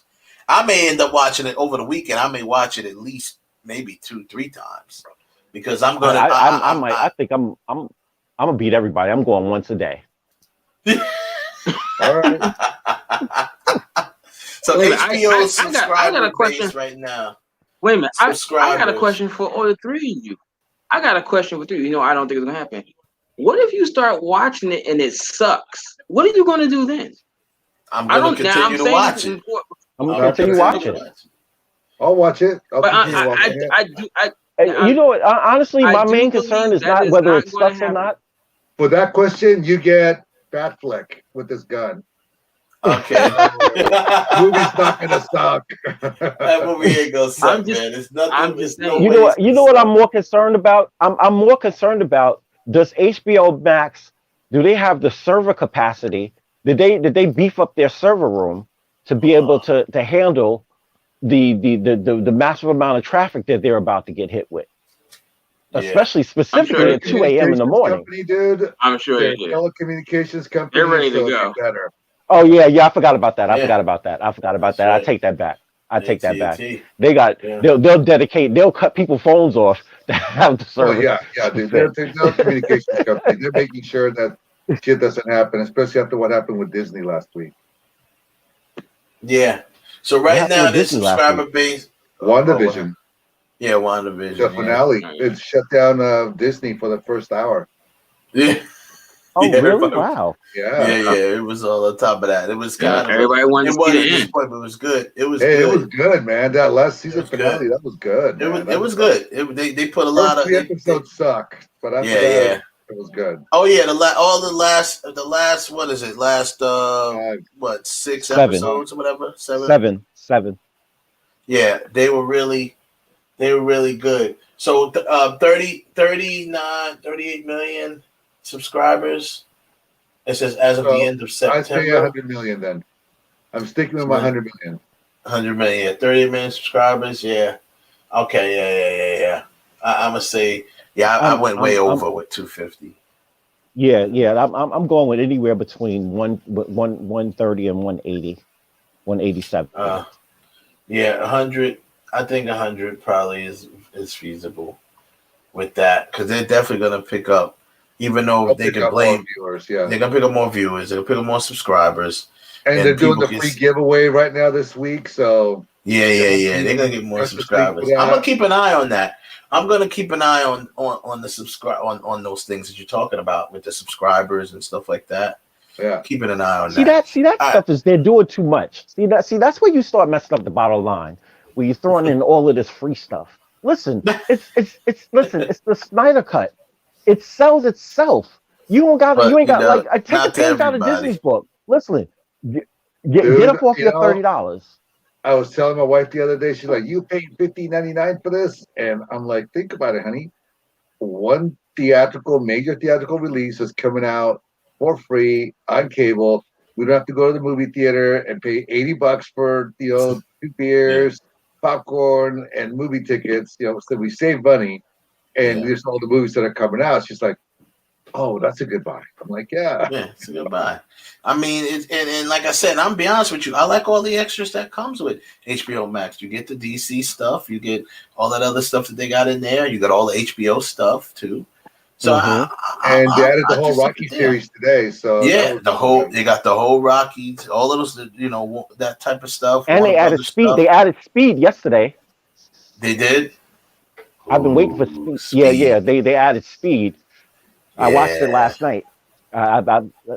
I've been waiting for that because it's been on. I have the DVD, but I've been putting it off because Amazon wants like $17 for the digital versions. Digital version. Yeah. Yeah. So you get a lot with HBO Max. By the way, who watched SpongeBob SquarePants last week? I didn't watch that, but I did watch Tom and Jerry. My kids watched it. I watched the Tom and Jerry movie. I like the Tom and Jerry movie. Tom and Jerry movie was good.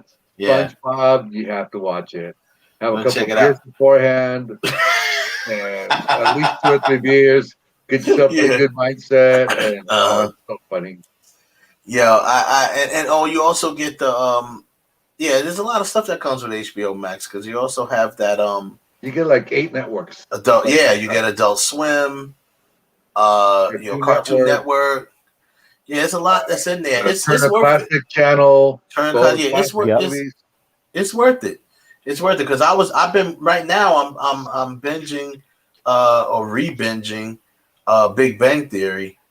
Got all of that on there. I started from the beginning and I'm like in maybe season 5 right now. And you got a long way to go. Here's the ironic thing about this whole thing with streaming services. Now I cut the cable. I've been a cord cutter since I don't know, like 2006 or something like that. I've been a heavy cord cutter, and I've only had internet only since 2009. And I've basically been streaming since then. And all because of high cable bills.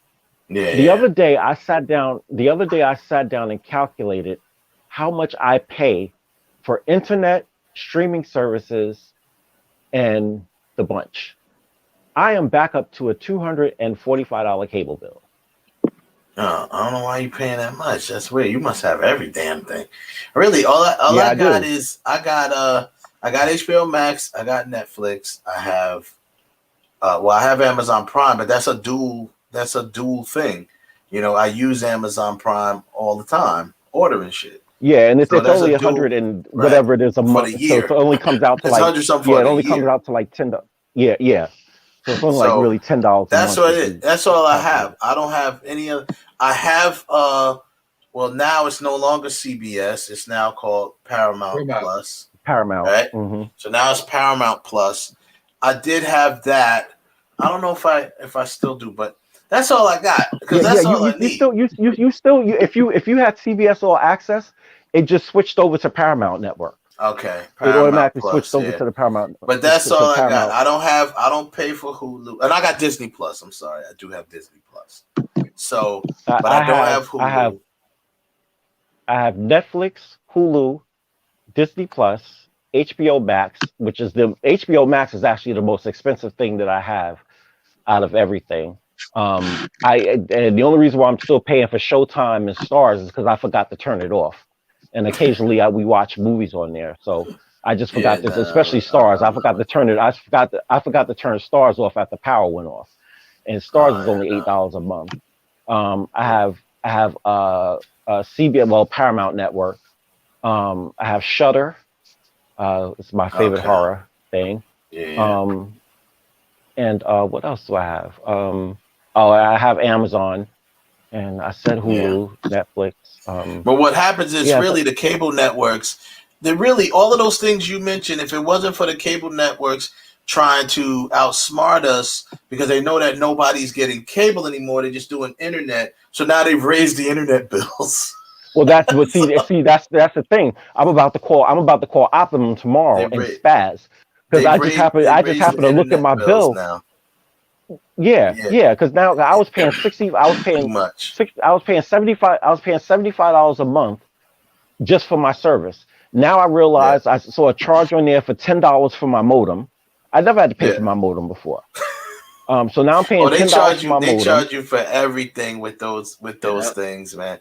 They charge you for everything because they know you're not going to get the packages no more with the channels. So they're like, okay, y'all trying to be slick, so we're going to come back and be slicker in their ways and or whatever. This is why I was waiting for this is why I was waiting for Google to come around, for Google Internet to come around, or Google Fiber to come around, because they were only charging, Google Fiber is only charging $35 a month for their service. There's a couple of services now in the works that, a matter of fact, we're later on this year, we're going to have one of the as a guest, we're going to have this gentleman on who created a digital network that is going to not rival the cable networks. It's going to smash them into pieces. And we're going to have him on our show. He created this digital cable network, but it works in line with online. And like literally everything's interactive, from the commercials to everything on there is interactive. Like you could literally be watching a movie, right? And you could be watching a movie and say AJ's in the movie and he's, or even like, you see how you watching this now? If our show was on that network, you see how AJ held up his Batman things? The way their network technology is designed. Action figures. Right, the action figures. The way their network technology is designed, when he held up those action figures, you could actually click on the screen and say, oh, and it'll give you information of where he got that action figure from. And you can buy it in real time. Oh, yeah. While you're watching a film. Crazy. Wow. The technology is sick. Yeah. And it's going to revolutionize television, the television watching experience. That's it. That's all I got for now. We're ending the show. Bye, guys. Thanks a lot, man. Thanks, I got hunting to go do. Look at this guy. What'd you say, AJ? I didn't hear you.